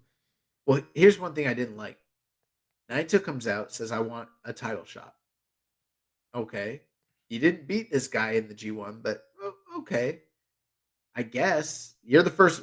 That's how it works in New Japan, right? The first guy to come out gets the title shot. Mm-hmm. Well, by that logic, maybe he should. But then Zack comes out, and it's like, Zack's like, I want the title shot. Suddenly, the logic becomes, well, you don't get the shot, Zack, because you lost to Ospreay, or it's like Naito doesn't get the shot because he lost to Ospreay, but Zack shouldn't get the shot because Naito beat Zack, but Zack should get the shot because he beat Ospreay all the way back in March during the New Japan Cup. So they created a round robin scenario, right? Mm-hmm. Okay, that's all well and good if that's the point, but putting Zack aside from the get-go, it was Naito challenging Ospreay, and he never beat Ospreay. So what are we even talking about? Eliminations and qualifiers. This guy doesn't qualify. He didn't beat anybody between. He didn't beat him in the quarterfinals or the semifinals, and he hasn't beat anybody since then. So what has he actually done to deserve the title shot to begin with? Like just being Naito. He's just being Naito. It's just a weird round robin, logic that's kind of unnecessary. The reality is he's not deserving of the title shot, and if he gets the title shot, it's because he's a star. That's it. Yeah. His other question is, how hot is Zack Sabre Jr. right now? He got a big reaction. He's always been hot. he got a big reaction interrupting Naito. He's speaking more and more Japanese in his promos. His character work is dialed in. I think he's about due for that singles title. He's been due for that singles title for years and years and years. But yeah, I agree. I think he's the more he ingratiates himself to the Japanese speaking public, the better it's going to be for him long term. Yeah. Regardless of putting the title aside, although I think that might be down the pipeline for him. You want to work for this company for a long time. You want to be involved in the culture, blah, blah, blah. Like, he's doing it the right way. The guy lives there. He's speaking the language. Like, he has integrated. Yeah. Well, that wraps up our review for Burning Spirit in Kobe and the Burning Spirit Tour. Nice. So what's coming up next? We have Royal Quest 2. And, we're just about a week out, and we've been waiting on these cards. We finally got the Royal Quest 2 cards the following day after New Japan Burning Spirit in Kobe. And we got some news. Fight TV has confirmed that to John Pollock of Post Wrestling that it won't be airing this weekend's New Japan Royal Quest events live. The shows they're not airing live on New Japan World either. So instead of being available to watch on New Japan World on demand, it will be available in early October. I actually think that this was something we knew. Yeah, I think if you before John Pollock even confirmed it. Yeah, I mean, we talked about this on the show. I mean, if you look on the New Japan World schedule, it says VOD only. They typically put, if it is going to be on Fight TV, on there. And so we kind of already speculated that it wasn't probably going to air on Fight TV and be VOD. The question is, we don't know how much of a delay it's actually going to be, though, because we've seen some times where VOD shows are up the next day, and then there are times like the Blue Justice thing where it's not up for weeks. And so I don't know what the situation is going to be like for this weekend's Royal Quest shows. Right. Well, I'll run through the shows real quick, and then I guess we can give a few general thoughts. So on night one, we see Dan Maloney versus returning Gabriel Kidd. Second match of the night, Jazzy Gabbert and Kanji, I don't know. They'll be taking on Alex Windsor and Ava White. Third match of the night, Michael Oku and Ricky Knight Jr. take on the United Empire team of Gideon Gray and Great Okon. Fourth match, we have the Suzuki-gun team of Doki, El Desperado, and Zack Saber Jr. taking on the LIJ team of Hiromu, Sonata, and Naito. Fifth match of the night, Chaos team of Okada and Ishii versus the Team DK duo of Tito and Jonah. Sixth match of the night, Bullet Club, Doc Gallows, Ghetto, Jay White, Carl Anderson take on GOD. That's Hikuleo, Jado, and Tamatonga, along with Hiroshi Tanahashi. Semi-main event, the IWGP Tag Team titles are defended as FTR defend against Aussie Open. And then your main event of the evening is Will Ospreay versus Shota Umino. Night 2, we have Michael Oku and Robbie X opening against the Suzuki-gun team of Doki and El Desperado. Second match of the night, the Young Guns, that's the team of Ethan Allen and Luke Jacobs. They take on the LIJ team of Hiromu, Takahashi, and Sonata. Third match of the night, IWGP Women's Title Tournament Women's Title Tournament match as Jazzy Gabbert takes on Ava White. Fourth match of the night, FTR will team with Gabriel Kidd and Ricky Knight Jr. and Shota Umino to take on the United Empire team of Gideon Gray, Okon, Fletcher, Davis, and Will Ospreay. Fifth match of the night, we have singles action as Tomohiro Ishii takes on Jonah. Sixth match of the night, Kazuchika Okada will face off against Bad Dude Tito in singles action. Semi-main event, we have the Bullet Club team of Doc Gallows, Jay White, and Carl Anderson take on the Gorillas of Destiny, Hikuleo, and Tamatonga, along with Hiroshi Tanahashi. And then your main event is Tetsuya Naito versus Zack Saber Jr. And the believed assumption is the winner of that match will go on to face Will Ospreay for the U.S. title. Football fans, grab your favorite food and a cooler full of drinks. It's time to tailgate. Whether you're serving up hot dogs and hamburgers or breaking out the barbecue, feel free to kick things up a notch with Frank's Red Hot. And when you're looking to cool it down, reach for a nice cold Bud Light. The team's going all the way this year. Make sure you're there to cheer them on. And don't forget to fire it up with Frank's Red Hot and cool it down with Bud Light. Enjoy responsibly. Anheuser-Busch Bud Light Beer, St. Louis, Missouri. Hey, it's me, your Uncle Cooper. Sorry to interrupt your music. I do love music, especially when it's set at a reasonable volume. You know, music is really only as good as your speakers. The same is true for minivans. A minivan is only as good as the tires it sits on. And the button on the screen there, it agrees with me. If you click on it, it'll bring you to all the Cooper minivan tires that'll make your minivan a really good minivan. Go with the Coopers! Cooper! Yeah. Yep. So, those are the cards for both nights of Quest and some big singles matches on these cards. Yeah. Some of the kind of interesting tidbits. Gabriel Kidd's return to New Japan. We haven't seen him in action for a while. Obviously, there was some, personal and mental health sort of issues that he was addressing that kind of kept him on the sideline for a bit. The UK is his home, even though he had trained extensively in the LA dojo and the Noge dojo previously, especially throughout the pandemic era.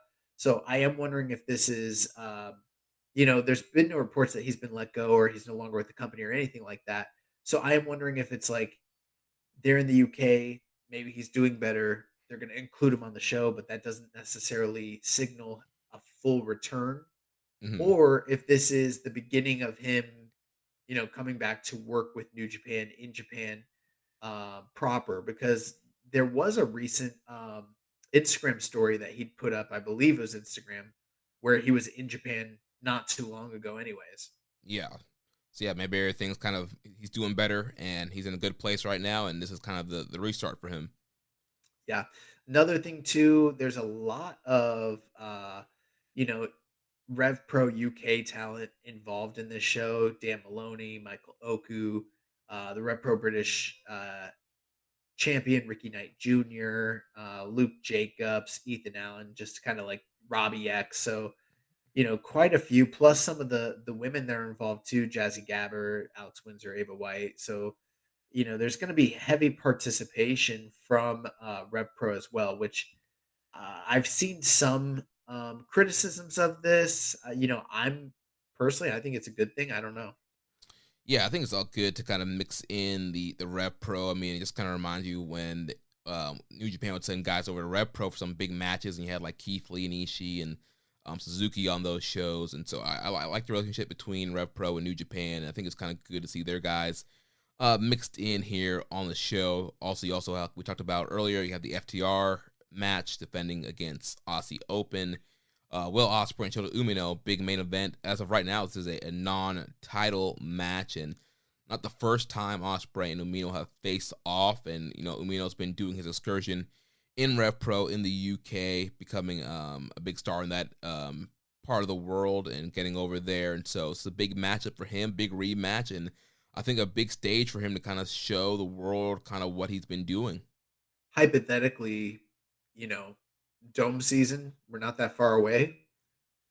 Big match against Will Ospreay on a main, New Japan card. Could this be the end, hypothetically, of Shota Umino in Rev Pro and signal his return to New Japan? Because we are getting a New Year's Dash this year, so I could see that being a real likely possibility.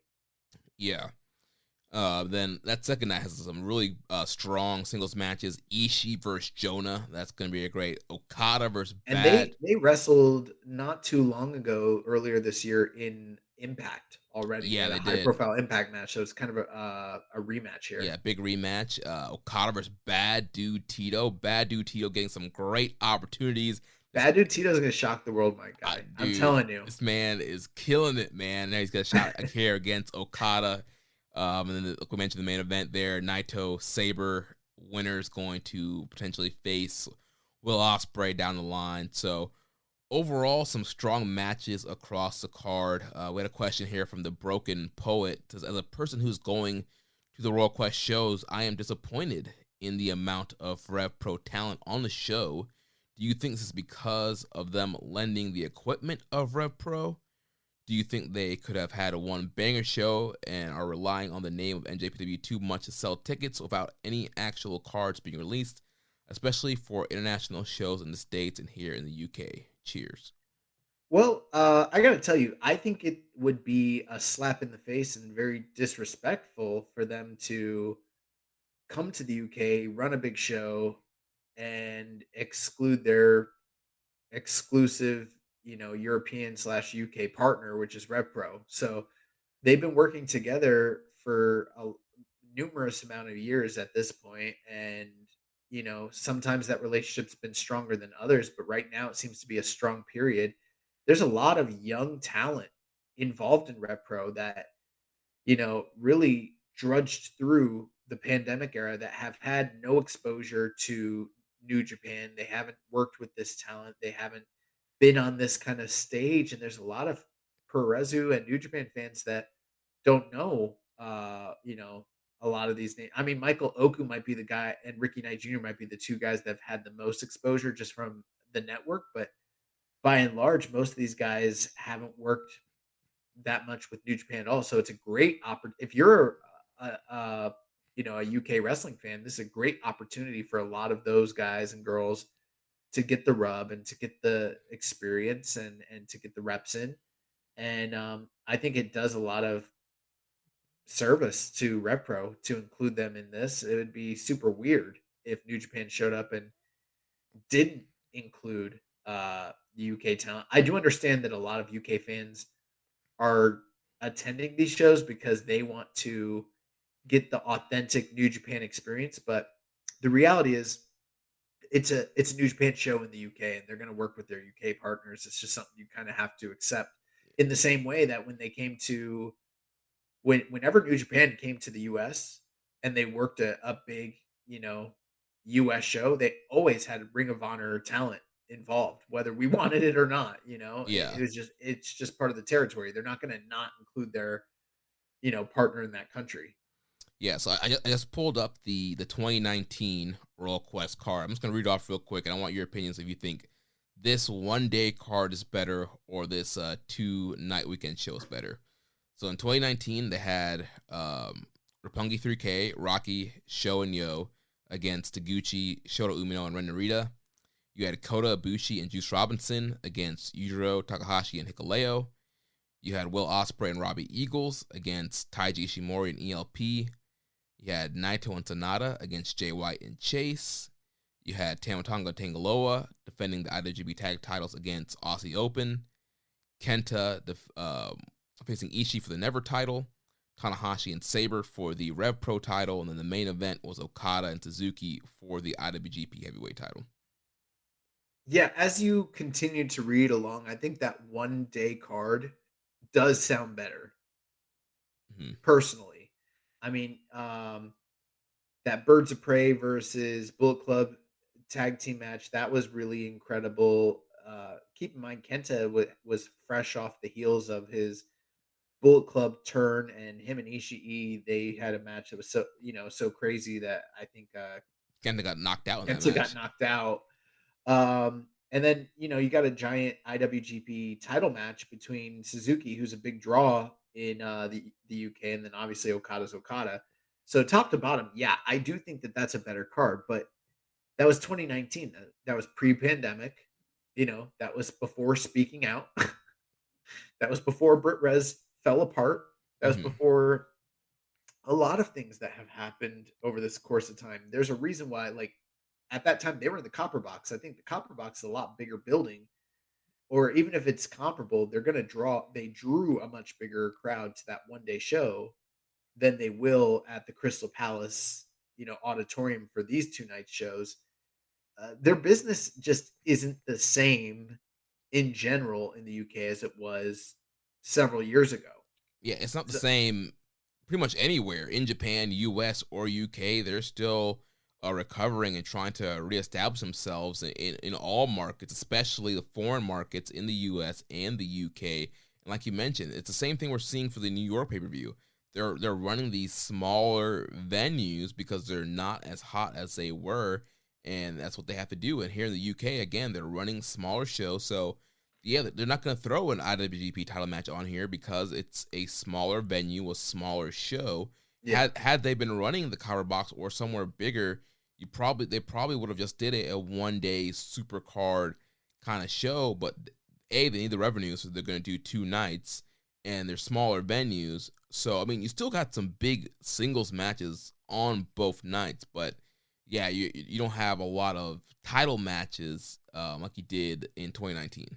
These are still very good shows. You're still getting title challenges and some major singles matches. I mean, if I was there, I would definitely attend these shows. Right. I mean, you're getting an Okada singles match. You're getting an Ishii single match. You're getting Naito versus Saber. Ospreay and Umino. Yeah, you're getting FTR title offense against Aussie Open. Which I think that's extremely rare. First off, because I don't think they've AEW's never gone to the UK, and then they've never defended the IWGP Tag Team titles, period. So this is a pretty rare occurrence in general. Right. You got the start of the women's tournament for the IWGP women's title. There's a lot of cool stuff. These are good shows. Yeah. To me, like, yeah, they are. How do I put it? In a sense, it's like, okay, are they? I don't know the best way to say it. I don't know if I fully agree with that logic. It's like, well, they're spreading themselves too thin to do 2 shows. The reality is all the same talent that's on the first night is almost all the same talent that's on the second night. So it's not like they're holding some back or putting some guys in previews and whatnot. Like, I think they're actually trying to maximize all these people that are available on the tour as much as possible. And yeah, they are trying to draw as much money as they can for 2 nights, but I don't think that this is, let me put it to you this way. It's like,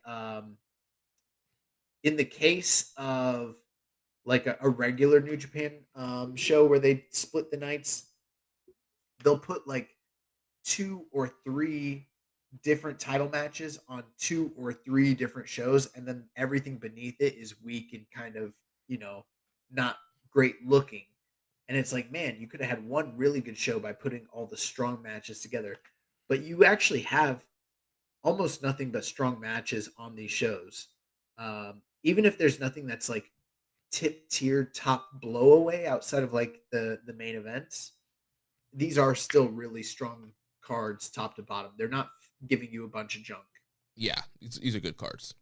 Also, there was also there was the complaint that in the past they had the IWGP title defense. They're not getting one here, which you kind of already addressed, Jeremy. There was also some criticisms. I don't know enough about it, but there's criticisms about the way they handled the meet and greet ticket packages, because I think that you initially had to pay a pretty exorbitant price to do the meet and greets, and it was a full package for like everybody. But then they were now recently with the announcement of these cards, they put out some individual tickets with different times that were actually cheaper than what you paid cumulatively for the total thing. So I kind of saw that complaint from some UK fans as well, which kind of feels like, yeah, that's something that they probably should have worked out and needs to be to the benefit of the consumer. It sucks if you paid a higher price to get a package and then you can't see all the people that you're wanting to see at the right time for the right price. Yeah, that is a kind of a bummer. And I know I've seen some complaints too of people buying their tickets before any matches were announced. And I will say that, that's buying blind. We have a saying like, do they have a card? We literally, anytime someone's like, yo, you trying to watch this show, whether it's to attend or even just to watch, it's like, they got a card.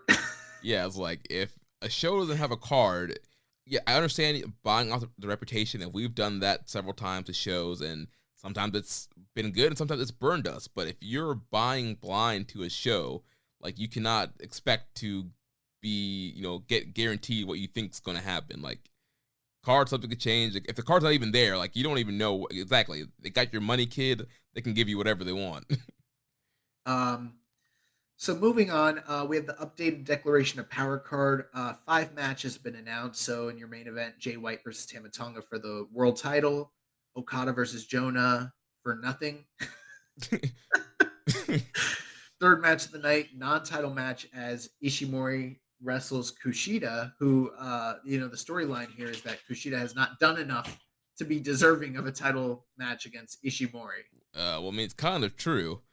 Yeah, but it's kind of funny too, because it's like, well, what more does he have to do? They've like wrestled, had all these preview matches and yada yada. It's like he's one of the greatest juniors of all time. But yeah, Ishimori apparently has enough sway with the IWGP committee to be like, maybe not him. Yeah, and so this is the final test. If Kushida can beat him in this non-title match, it's a title eliminator match. Exactly. Fourth match of the night, KOPW 2022 trophy as Shingo Takagi takes on ELP in a Who's Your Daddy match. And then fifth match of the night, Ren Narita's homecoming match, which I think also might lend a little bit of credence to the theory I had about Umino also possibly being on deck to return as well. Yeah, so yeah, big homecoming match here for Ren Narita being on excursion in the U.S. and with the L.A. dojo. He did have the big exhibition match with Shibata at Wrestle Kingdom. I'm very excited that Ren Narita is coming back and it's going to be a part of the full-time New Japan roster and going to be in Japan, mixing it up. The only thing is I'm not quite happy about how he's being brought back. I know not every young lion that comes back gets a big video package or, gets a big hype video or a big comeback kind of thing. But, I feel like some of the key young lions have gotten, bigger, promo videos or are involved in angles. We saw great Okon, being involved in the G1 angle with Will Ospreay and forming United Empire. Heck, even Master Wato had a series of vignettes and videos, the way to the Grand Master that built him up and debuted him. And even though his debut wasn't great, at least it was kind of hyped up. And here we're just kind of getting just the regular announcement of this matchup. Yeah, I haven't given too much thought about that. Honestly, Jeremy, there's so many different things kind of going on with New Japan currently. not obviously like there's a calendar, right? Mm-hmm. But it's like there's a crossover event, there's a New York event, there's some LA events, there's Declaration of Power, there's Strong, there's a lot of fucking things happening all at the same time. And I'm not quite sure when is which or what is which. It's a good thing that you like print up and tell me what's going to be on the docket each week, because without that, if I was just a regular consumer, I'd be really confused a lot of the time with all this stuff. So I haven't put a lot of thought into the whole situation with Ren Narita's return, because I don't even know really when Declaration of Power is exactly happening. So it's October 10th in Sumo Hall. This would have been King of Pro Wrestling. No, like no, that's besides the point. I get that, and I know it's soon, but like as just a regular consumer, I kind of don't know. Mm-hmm. So I kind of don't know when they would like do the hype and the build and all that. You know what I mean? Right. So I don't know. It feels like they're kind of spinning a lot of plates all at the same time, and it's hard to get me excited about, like, obviously Declaration of Power is the only really big major show that's coming up, but it's hard for me to get truly excited and invested in so many different things that are all sort of happening at the same time. Yeah, October seems to be kind of a weird month because, yeah, we're going to start the month with Royal Quest, which is all VOD shows, but then you're going to have Declaration of Power, then and there's the Battle Autumn Tour, and then there is the New York, 2 New York pay-per-views at the end of the month, and then also, like you mentioned, New Japan Strong as well throughout the month. Yeah, there's a lot going on. Plus, they're going to get ready for the Tamahashi stuff. Right. Yeah, and that's the other thing going on too. Yeah, so it's a lot. Yeah. And there's nothing wrong with that, but it's just with all the various different brandings and everything, and it not always all flowing cohesively through New Japan Proper's kayfabe. I don't know. It's just kind of weird. Yeah. But I am curious to kind of see what the presentation's going to be like, who he's going to face, because we saw in the exhibition match, he was just kind of still a young lion Ren Narita. So I'm wondering if he's going to get some new gear change, some new music. Is he going to He's going to start at the bottom and work his way up. So if he has to start at the very, very, he's probably going to fight let's start with the young lion. Yeah. Yuto. Yeah, Nakashima, yeah. Yeah, let's start with Yuto, and then let's have him run through the lions, and then we'll work our way up to a Hanma, Yeah. He's going to go on a Goldberg streak. He's going to fight Togi Makabe like 23 times to pad his streak. Oh man, but yeah, looking forward to kind of see what they do with Narita. I think it's fresh Bill Goldberg didn't have any video packages when he made his debut either. You know what I'm saying? That is true. So let's move on to New Japan Strong. We had night 3 of the Fighting Spirit Unleashed tour. Show opened up. We had QT Marshall defeating Kita in 5 minutes and 12 seconds. Quick little matchup here. QT getting the win with a diamond cutter. Post match, he's calling out Shota Umino, and Shota comes up on the big screen and says that he will face QT Marshall. Then we had TMDK, Badu Tito, and Shane Hayes. They defeated the Fallen Angel, Christopher Daniels, and Yuya Uemura. This was a really fun matchup here. TMDK ends up getting the win after miscommunication between Daniels and Uemura towards the end of the match. Post-match, Daniels and Uemura are talking. You think that they're going to, console and just kind of regroup for next time, but Daniels kicks Uemura in the balls, hits him with a couple of the best moonsaults ever, and looks like we're going to get a little program with CD and Uemura. Then we had Ren Narita. He defeated Jacob Austin Young. Jacob Austin Young was a talent discovered at one of the last LA Dojo tryouts, so that's where he comes from. And this was a really fun match, under 5 minutes, but it was really fun, and Narita was kicking the crap out of this guy and looked really good. Commentary putting over big that, Narita has been in several strong main events. He's had strong title matches, kind of putting over all the people he's beaten. He's beaten Fred Rosser in the past, and really hyping him up. So it kind of seems like they know he's coming back to the main roster of New Japan, and so they put him over big time here. And then the main event, Bone Soldier, Taiji Ishimori, non-title match. He defeats Alan Angels, formerly of the Dark Order, 9 minutes and 14 seconds. This, another really fun matchup here, like 3 3/4. Alan Angels came out here to kind of prove that he's great and shouldn't have been let go, and he should make an impact in the junior division in New Japan. And this was a high-paced matchup here with Ishimori, a lot of great counters, but Ishimori does end up getting the win here. And post-match, it seems like Ishimori was issuing a challenge to Lio Rush. So I'm wondering if we're finally going to get maybe the Japan domestic debut of Lio Rush. Yeah, that would, at this point in 2022, it seems weird, but maybe, I don't know. Yeah, Alan Angels looked really good here, and I mean, he's been putting in a lot of work since he left AEW. Go look at his cage match profile, and you'll see what I mean. Like, this guy is popping up all over the indies. You also forgot to mention, in between matches, there was a promo from TJP who, uh, kind of continued to forward the storyline between him and Fred Rosser, and he discussed how, Strong is kind of an offshoot of the LA Dojo and all of the work that he put in to New Japan at the turn of the millennium. So, if this whole entire brand couldn't exist without him, he should probably be the champion of it. So, um, yeah, that's actually a match I'm looking forward to seeing here shortly.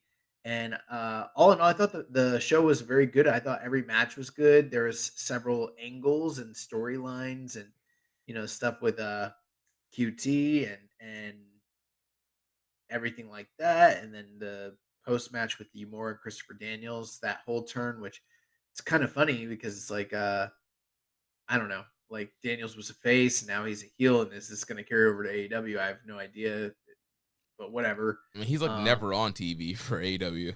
Yeah, he hasn't been on TV in, it seems like, years. So, but anyways, regardless, this was, and then the production was up as well over the last tour. So, all in all, I thought this was a very good episode.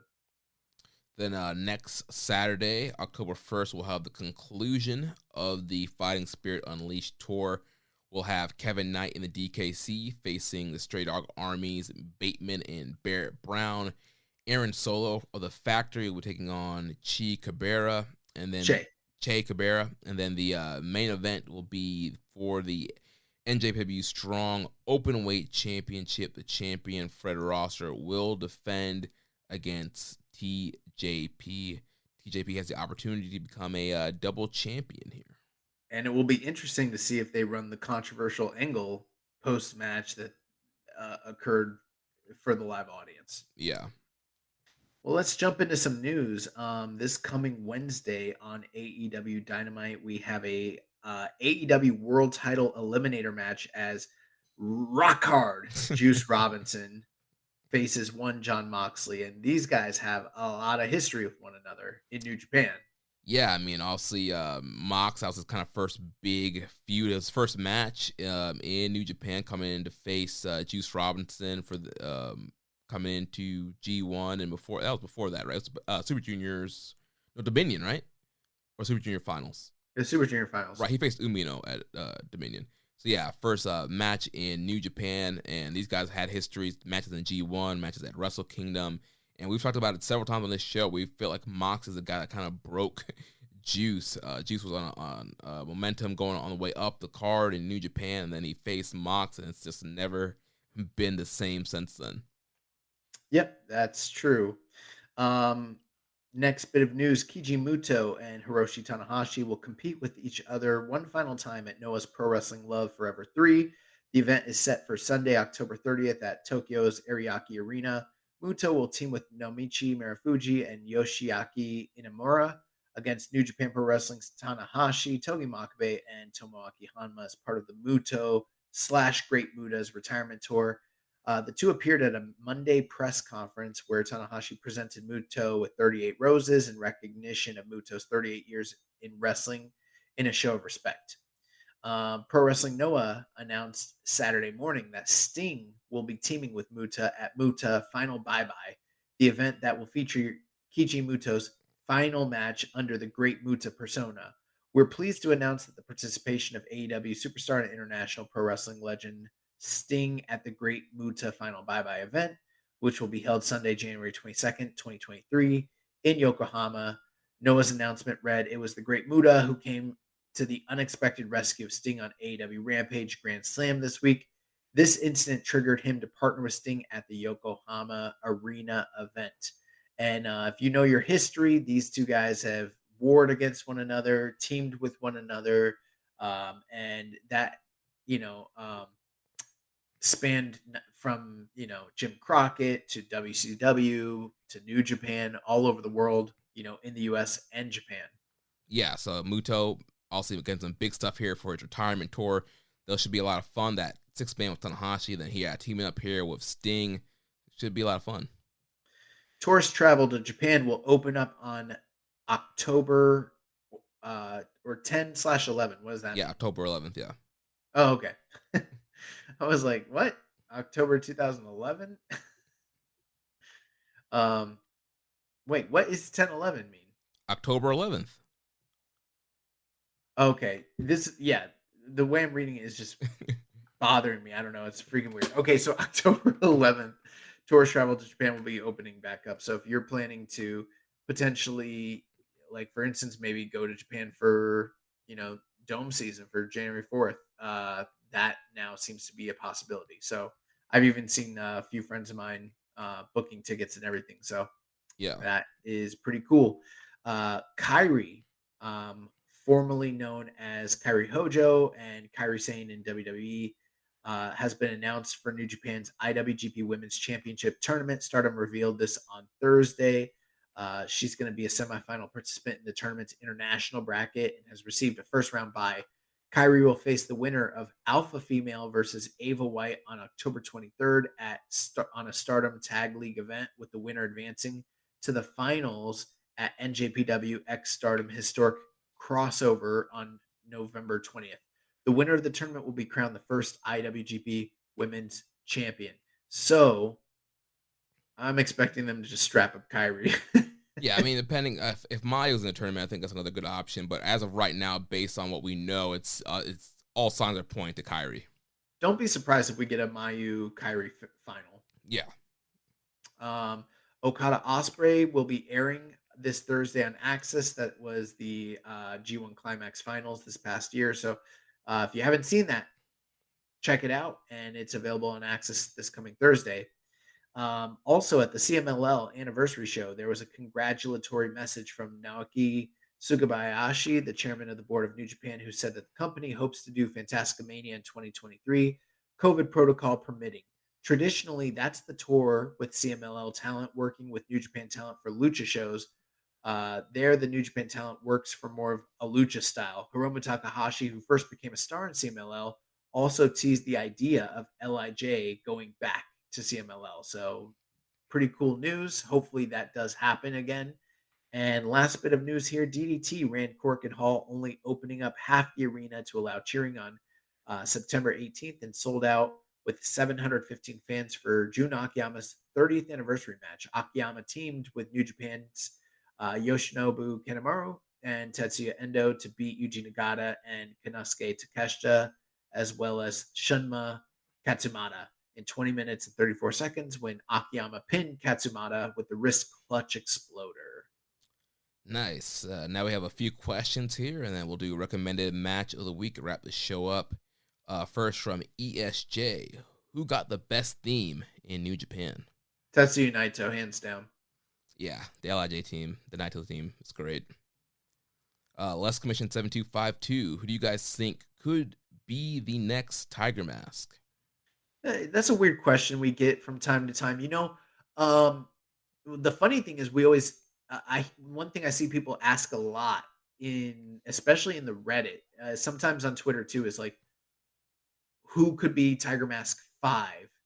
And I always at this point I stopped responding to them, but it's like there's already been a Tiger Mask 5, like an official Tiger Mask 5. So whoever's the next Tiger Mask would literally have to be Tiger Mask 6, but a lot of people are not aware of that. But I'm almost wondering if there's never another Tiger Mask.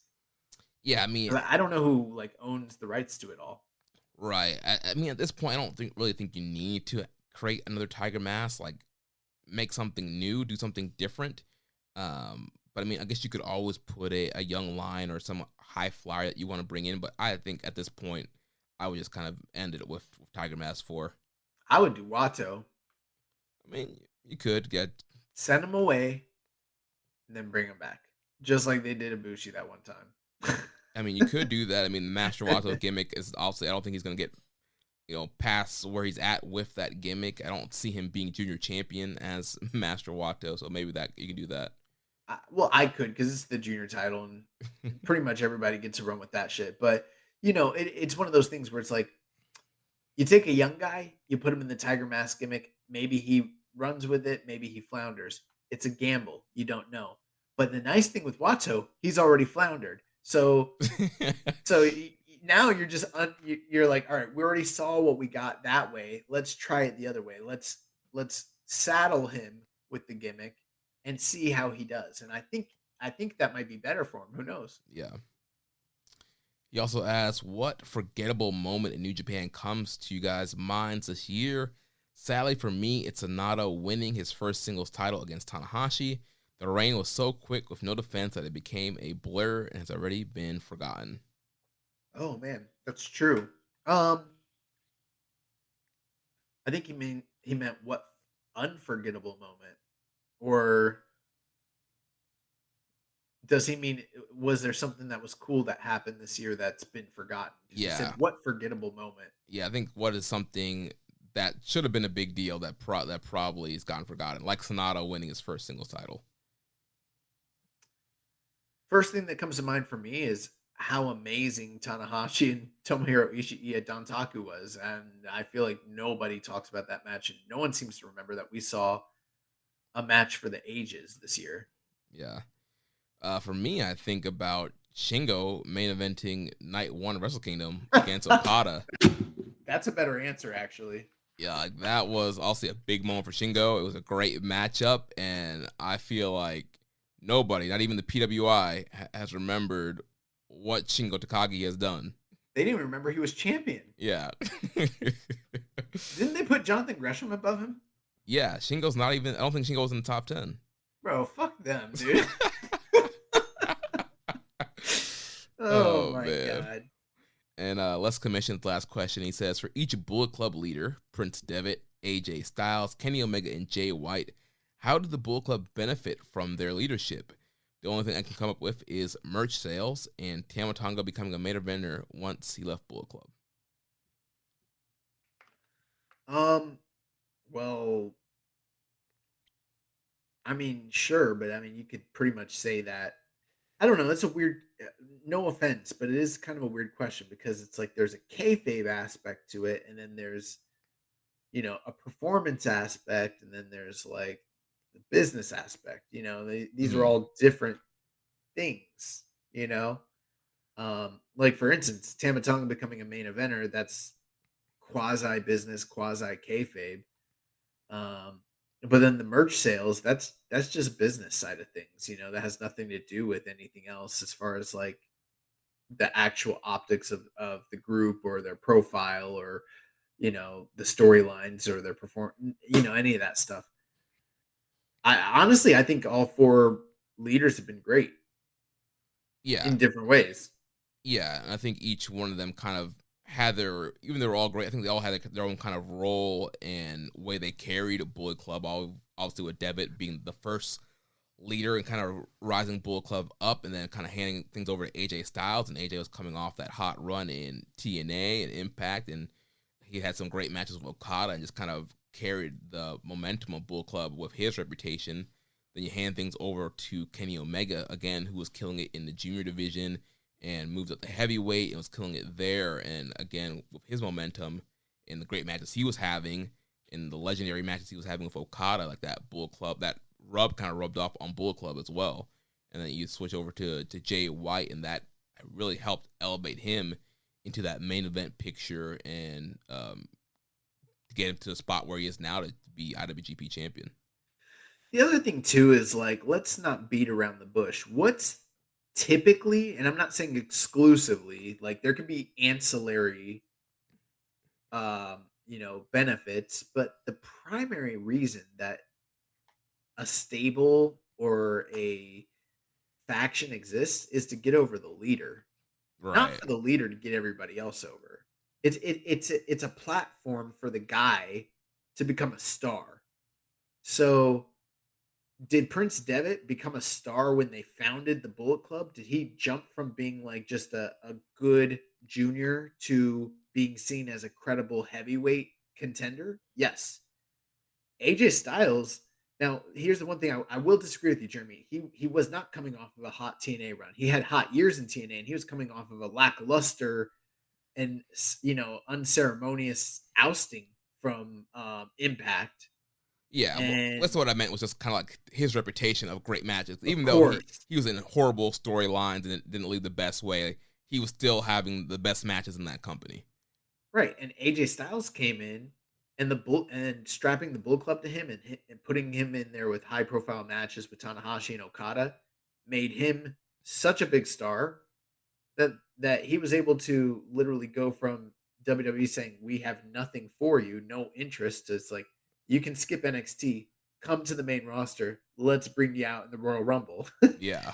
And then Kenny Omega went from being like a goofy comedy junior to one of the biggest draws in the world internationally, and helped found, a whole nother company.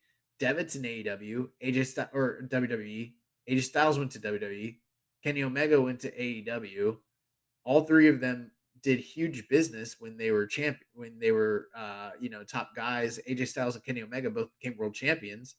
And Jay White went from being like a green boy to the top heel in the company and probably one of the top heels in the entire industry. And, like a main event player, world champion. It's not so much about them doing for the group. It's about the group doing for them. Right. Just like Chaos is there for Okada to be top guy, just like United Empire was created for Will Ospreay to be top guy. Now, as far as under their leadership, has there been other people that had success? Yes. Look at the Good Brothers. Look at Tama Tonga. Look at Young Bucks. the Young Bucks. Look at ELP. Look at Kenta. There's numerous people that have utilized. Look at Cody Rhodes. There's so many. Hangman Adam Page. You know what I mean? Like, we could just go on and on. There's a lot of people that have made their career by putting on a black and white shirt that says Bullet Club on it. Whether it was for the strengthening of New Japan or for them to fulfill their own ulterior, business objectives, which that's a whole different discussion. That's outside of kayfabe. But, it is what it is. But that's the deal. So yeah, like as far as under their leadership, have they done a lot?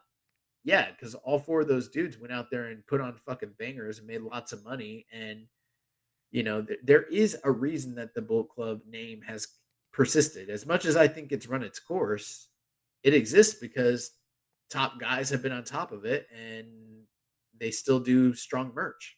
Yeah, the merch sales are incredible, and it's still a vehicle to get people over. Like it's gotten Jay White over. They're using it to give Juice Robinson to make over. ELP's being elevated right now, so it's still creating new guys, elevating guys. Also, it's not what it was in its heyday, but they're still generating money and creating stars from it. Yep. Next question from Azurio says, how long does Jay White hold on to the strap? You got to ask Gato. Because I don't know. I don't know. Well, he's definitely. If it was me, he's either going to lose in November, like at the crossover event, or he's going to lose at the Dome. So, yeah, sometime soon. I see him going into Tokyo Dome with the belt. That's likely at this point, especially now that Naito's in the U.S. picture. Yep. Now that Naito's in the U.S. picture, it makes it a lot less likely that anybody unseats him for the title between now and January. Yeah. I also asked, does Ospreay versus Omega happen at the Dome with or without the U.S. strap? we don't know because we don't know what the fuck is going on with Kenny Omega and AEW at all. So hard to Right. say. As of this recording, Omega is still suspended.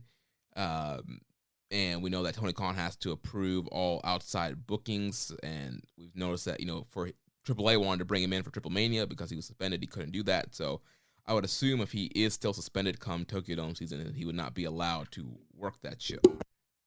So I guess we'll have to wait and see what happens there. But if it does happen, I could see it being for the U.S. title and really elevating it to a high stage, similar to Alpha versus Omega when Kenny defended that U.S. title against Jericho. Then next set of questions here from Barry Walsh. After really enjoying the match with Despy and Jun Kasai and feeling almost emotional after it, it got me thinking as to how I felt like that after Doki and Taichi at the previous Taka Taichi event and got led me to this. Should New Japan let Taka take over booking the juniors or at the very least add him to the booking committee? Those two matches had so much emotion that he might be able to make it interesting if he manages to get the Ho-Yo to emote. He's a wizard through and should be made head booker. I don't know because I don't know how much of Taka Michinoku had to do with that. Also, this is a guy that was ousted from the company that he was running due to infidelity. And that's not, I mean, that's not a good thing, obviously, but that's also not me like demonizing him for it. But in Japan, that's a really big deal. And he's only just now starting to come back into the good graces of the company. And it's as a pin eater. So I don't know how much stock and trust they put into Taka. Never mind the fact that he's also running a whole nother wrestling company in JTO simultaneously. Right, and these shows are Taka, Taichi, Despy, Mania. I feel like all three of those guys kind of have control on their specific angles. So I'm sure Despy has kind of worked with Jun Kasai to make this whole kind of big deathmatch story. I'm sure with the relationship with Doki and Taichi, he wanted to do that for Doki, and Taka kind of does his own thing. So also, booking a produce show is not the same thing as booking a division of a company. Yeah, it's easy to do a one-off show versus consistent, week-to-week booking. Correct. He also asks, Kenny clearly loves Japan, and both of them are not on the best terms in their contracted companies. So I can see Golden Lovers wrestling being a thing, and rumor is Kenny is out of a contract in January. Yeah, I mean, I don't know. I'm not going to sit here and pretend to know the inner workings of AEW and Kenny Omega's contract status. So I guess we could speculate wildly. Do I think it's possible we ever see the Golden Lovers wrestle again together? Sure. But like, I don't know. I feel like if they do, it should be on a major platform. And what's the platform if not New Japan or AEW? Right. I can't see that. I have a hard time seeing them go anywhere else besides a big major company. I don't really see. Well, Ibushi could start his own thing because he's Ibushi, but I think if Golden Lovers are doing something, it's going to be on a big stage. His last question, he says, lastly, is Despy more handsome than Sonata? My wife tells me to stop asking me, ask someone who cares. So, ... It depends. It depends. Possibly. Yeah, I'm not the one to ask about the hunk radar and who's hotter and who's not. So Well, it's like I'll dive in. Sonata. He's got the height on him. Height. That's women like height. It's a thing. Also, the physique that goes to Sonata. He's the physical specimen. It's not taking anything away from Despy, but he's got a little bit of a gut here and there, and you never almost see that on Sonata. But then Sonata's got that fucking facial hair, and it just ruins the aesthetic. And then on the opposite end, Despy has that mystery going for him. Right. I don't think we've ever clearly seen Despy's face. Like I've seen it. He always has a face paint. He has the eye contacts, and like you don't get the full look. Yeah, but you get enough of a look to be like, damn, it's a handsome dude.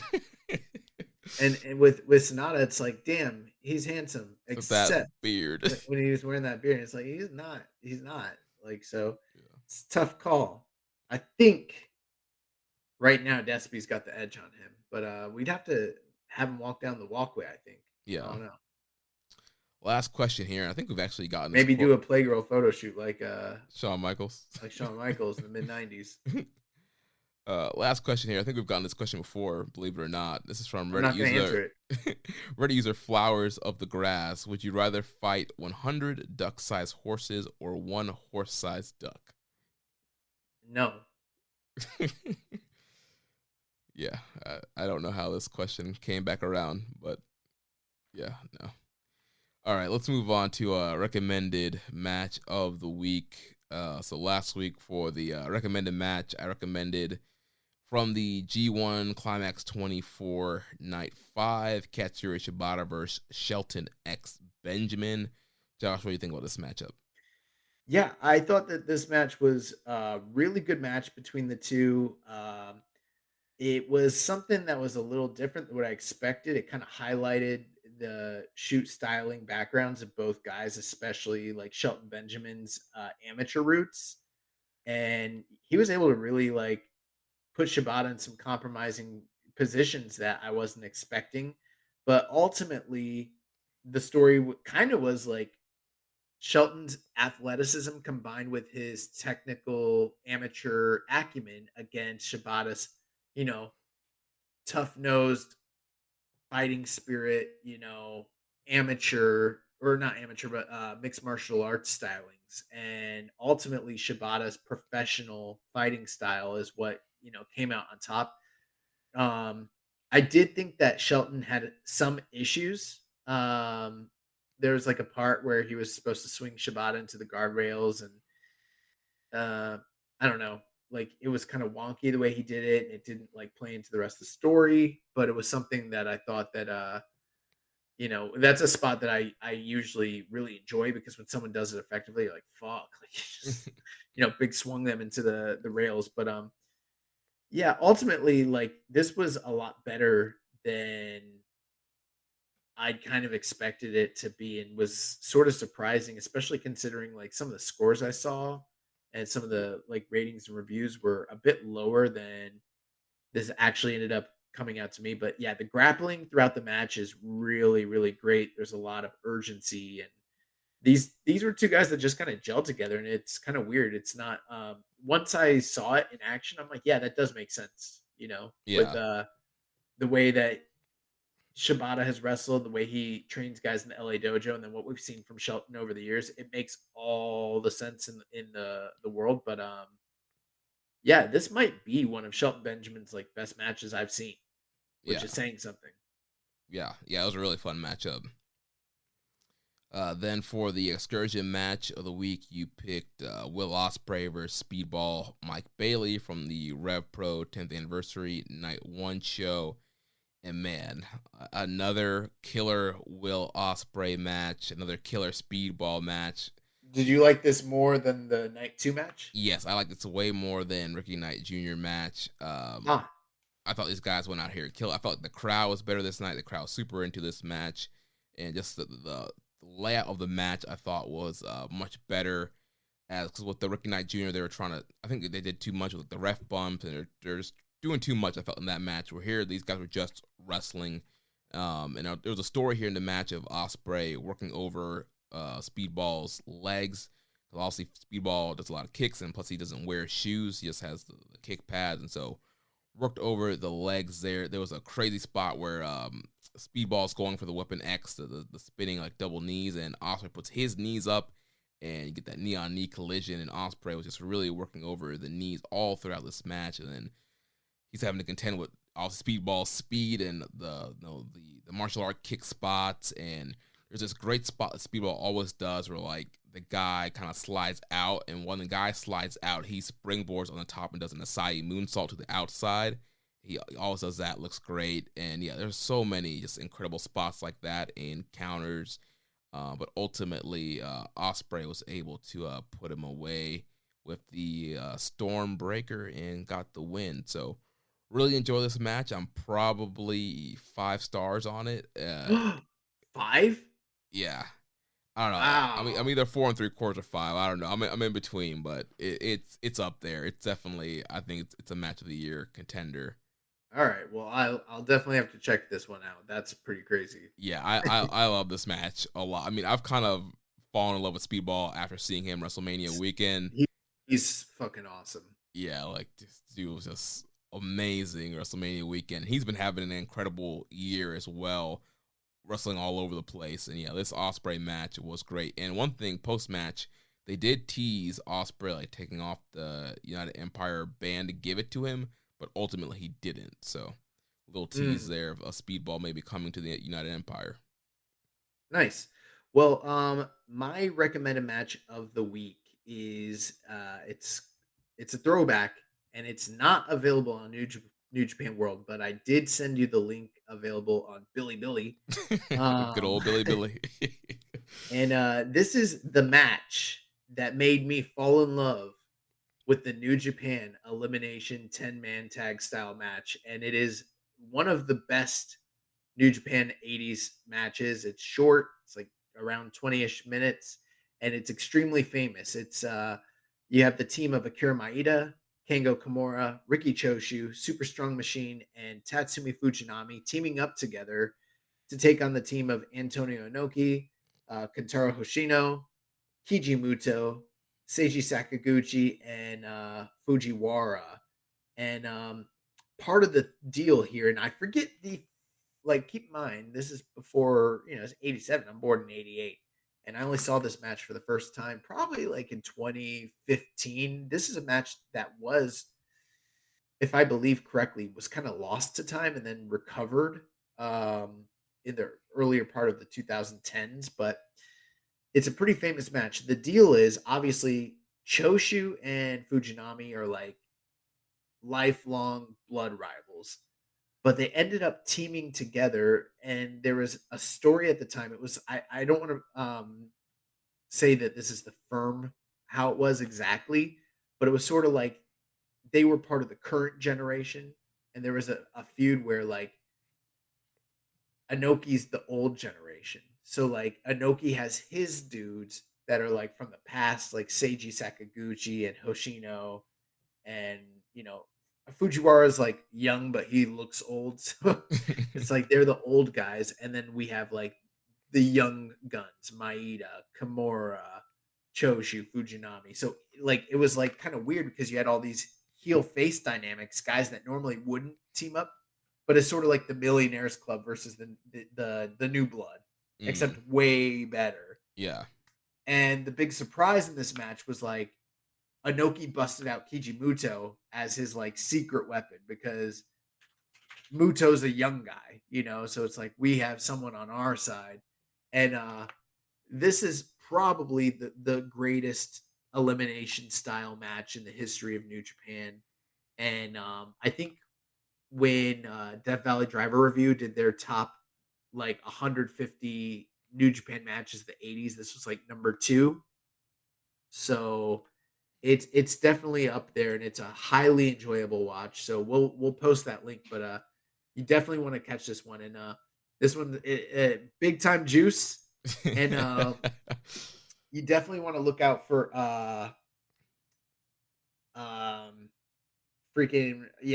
this match it's awesome. Nice. Well, then for the excursion match of the week, I've chosen the Motor City Machine Guns versus Aussie Open from last week's episode of Impact. This match was for the number 1 contendership for the Impact Tag Team titles, and this match is up on NJPW World. If you click on the Impact section there on the TV shows, you'll find the match up there. So yeah, it should be a fun match. 2 great teams. It was a TV match, so I'm not sure how much time they got, but I'm sure they killed it for a TV match. Should be something fun to watch. Nice. Well, looking forward to checking that out. I did see that that's available on New Japan World. Yeah. Well, that's going to wrap things up. Next week, we'll be back to preview Declaration of Power. If you enjoyed today's show, please consider making a donation. Visit socialsuplex.com/donate and click on the donate button under the Keeping It Strong Style logo. Make sure to connect with us on social media. On Twitter, the show is at KI Strong Style. You can follow the network at Social Suplex. You can follow me at Jeremy L. Donovan. On Facebook, we're facebook.com/Social Suplex. You can also find us in the Wrestling Squared Circle Facebook group. On Instagram, we're at Social Suplex. On Reddit, I'm the Pro Black Guy. Josh is Keeping It Strong Style. You can email me, Jeremy at socialsuplex.com. Check out all the other shows that we have here on the Social Suplex Podcast Network. One Nation Radio, hosted by Rich Latta and James Boyd. The Grave Consequences, hosted by Caleb and Maserati. All Things Elite with Floyd Johnson Jr. and Austin Tomowitz. The AEW Match Guide Podcast, hosted by Sir Sam. And the Great Match Generator, hosted by Danny Kukler. Don't forget to subscribe and leave a rating and review, and we will catch you next week on Keeping It Strong Style, the ace of podcasts. Itchy Pod. Thank you for listening to Keepin' It Strong Style. We'll see you next time. Your favorite band's about to play a sold-out show. You got in. Over here! With a friend. And found a spot close enough to see the set list. They're definitely playing your song. When you're with Amex, it's not if it's going to happen, but when. American Express. Don't live life without it. Hey, it's me, your Uncle Cooper. Sorry to interrupt your music. I do love music, especially when it's set at a reasonable volume. You know, music is really only as good as your speakers. The same is true for minivans. A minivan is only as good as the tires it sits on. And the button on the screen there, it agrees with me. If you click on it, it'll bring you to all the Cooper minivan tires that'll make your minivan a really good minivan. Go with the Coopers! Cooper!